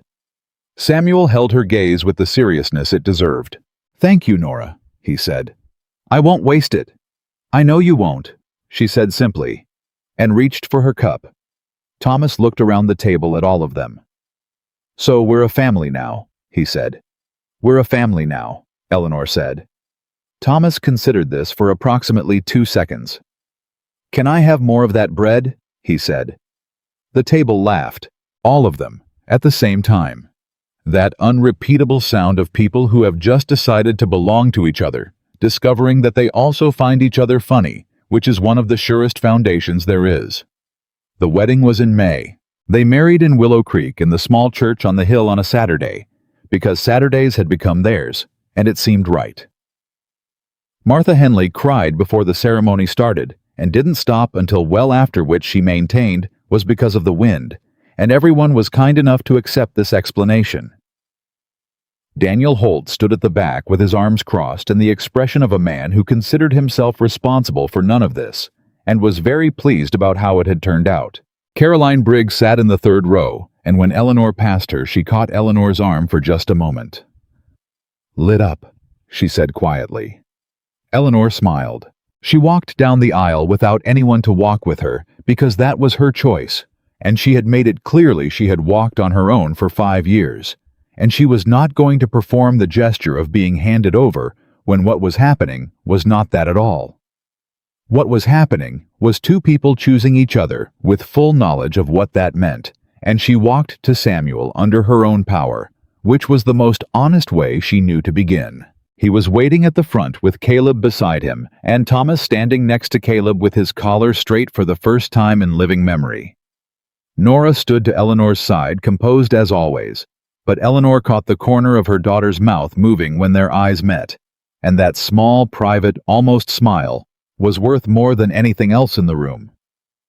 Samuel looked at her when she reached him. He looked at her the way he always looked at her, like she was something real and worth the looking, and he said very quietly, "Just for her, you walked yourself." "I did," she said. "I expected nothing less," he said. The ceremony was short, and the words were the ordinary words, and what made them extraordinary was the people saying them, this large, weathered, patient, honest man, and this strong, careful, brilliant, finally unafraid woman, in front of a town that had underestimated both of them and was now watching something it hadn't anticipated. When the minister pronounced them married, Thomas produced a sound of such unconstrained enthusiasm that several people startled, and Caleb grabbed his arm with the long-suffering expression of someone who had accepted that this was simply what Thomas was. And Nora closed her eyes briefly with what might have been a prayer, or might have been gratitude, or might have been both. Samuel took Eleanor's face in both his large hands gently, the way he did everything that mattered, and he kissed her once, and she kissed him back, and the Church of Willow Creek witnessed a woman who had been told she was too old and too large and too settled into what she was to be loved again, being loved. Completely. Without reservation. In front of everyone who had ever whispered otherwise. They moved to the ranch in June. The healing room did not close. Eleanor had told Samuel before they married that she would not give it up, and he had not asked her to. What he had done without telling her until she arrived at the ranch and saw it was build a room beside the main house. A proper room with a door and a window, and enough space for a table and her supplies, and the particular order she needed to work where she could continue seeing patients who made the ride up, and where she could organize the work she was doing by correspondence for the families in Willow Creek who couldn't always come to her. She stood in the doorway of that room for a long time. Samuel stood behind her. "You built this," she said, "without telling me." "I wanted to see your face," he said. She turned around. He looked at her face. "Was it worth it?" she said. "Yes," he said, "absolutely worth it." She pressed her hand against his chest once briefly, and turned back to the room, and he understood that she needed a moment with it and gave her one. Summer on the ranch was everything Samuel had described, and several things he hadn't. It was loud in ways the mountain hadn't been before. It was Thomas and Caleb arriving at breakfast with mud that defied explanation. It was Nora commandeering the kitchen garden with a focus that made Samuel take a step back and simply get out of the way, because it was very clear that the garden had found its person. It was Eleanor rising before the light and having the coffee on before anyone else was awake, and Samuel rising 10 minutes after her and sitting across the table and them talking in the quiet before the house came alive, which became the part of the day they protected most. It was not perfect. Thomas and Caleb had a fight in July that was loud enough to interrupt two separate conversations in different parts of the property, and sorting it out required Eleanor and Samuel both and approximately 90 minutes of patient untangling. Nora went 3 days barely speaking after a letter arrived from her father's sister that brought up things that needed sitting with, and Eleanor sat with her through it without pushing. And Samuel left a small bunch of wildflowers outside her door that he didn't mention, and she didn't mention, and both of them understood completely. Life was not the story Eleanor had told herself during the empty years, the neat version where love arrived, and everything smoothed out.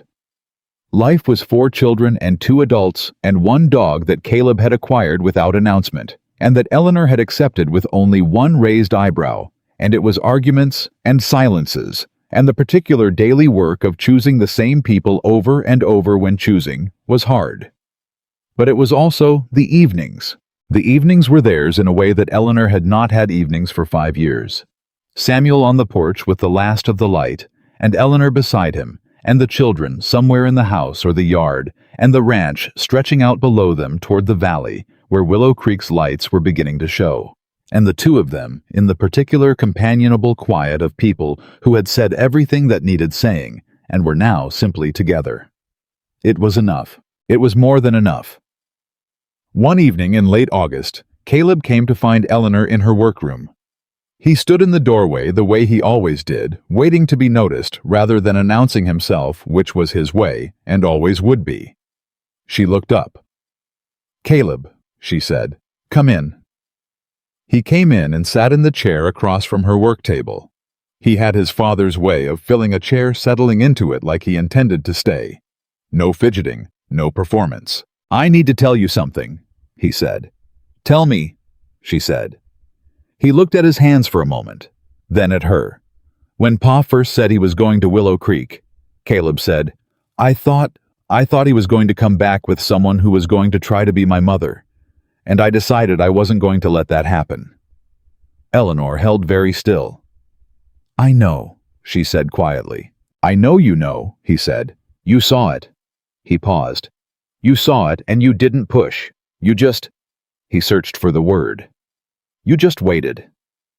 "I figured you'd decide what you needed to decide in your own time," she said. He nodded. "I want you to know," he said, "that what I decided is—" Another pause. He was being precise the way he was when something mattered. "I didn't need another mother. I still don't." He met her eyes. "But I needed someone like you, and I didn't know that until you were already here." Eleanor set down her pen.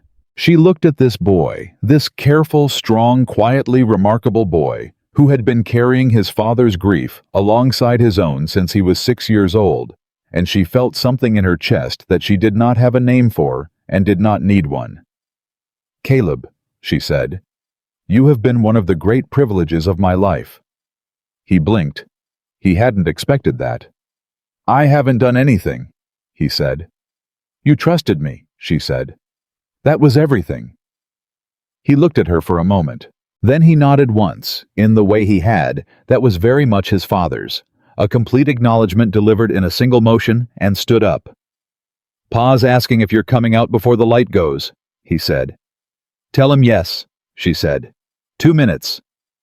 He went. She sat alone for a moment. She thought about January. She thought about the coin and the mud and the shadow that fell over her and a voice that was not pity. She thought about every Saturday and every document and every moment she had chosen to keep the door open when fear told her to close it. She thought about what she had been when this year began. She thought about what she was now. Then she put down her pen, pushed back her chair, and walked out to the porch where Samuel was waiting. He heard her come out without turning around. She stood beside him. The valley below was going gold and purple with the last of the August light, and Willow Creek's windows were coming on one by one.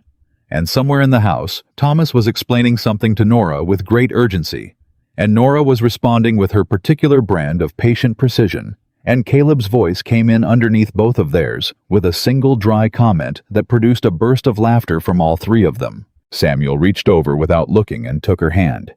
She held on. "You all right?" he said. "Yes," she said. "Better than all right." He glanced at her then. That look. The one that saw her not what the town had decided she was, not what 5 years of surviving alone had made her look like, not what fear had tried to reduce her to, what she actually was. "Good," he said. "Samuel," she said. "I need you to know something," she said. He waited. "I spent 5 years telling myself that what I had was enough," she said. "That surviving was enough. That keeping my children fed and warm and loved was enough, and that wanting anything else was foolish." She looked out at the valley. "And I was wrong. Not about surviving. Surviving mattered. But it was never supposed to be the whole thing." He was very quiet. "This is the whole thing," she said. "What we have. This is what I didn't let myself want. And I want you to know that I know that I understand what you gave me." She turned to look at him directly. Not a rescue, not a charity, a life, a real one. Samuel looked at her with that open, unguarded expression that she had learned over these months was the most honest thing about him, reserved for the moments that mattered most. "You gave it to yourself," he said. You showed up," she said.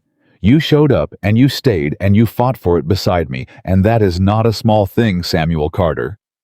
He looked at her for a long moment. "No," he said. "I reckon it isn't." She looked back at the valley. His hand was warm around hers. The house behind them was full of 4 children who had become somewhere between January and August, something that the word family was almost too small for, but would have to do. The woman nobody chose had built a life that held. The giant cowboy who wouldn't take no for an answer had finally come home. And in the long August evening above Willow Creek, Wyoming territory, with the last light going gold across everything they had fought for and chosen and refused to give up, Eleanor Whitmore, Carter understood something that no amount of surviving had taught her and only living could. A home was not the place that kept the cold out. A home was the people who stayed when you let them in. And she had let them in, all the way in, and they had stayed.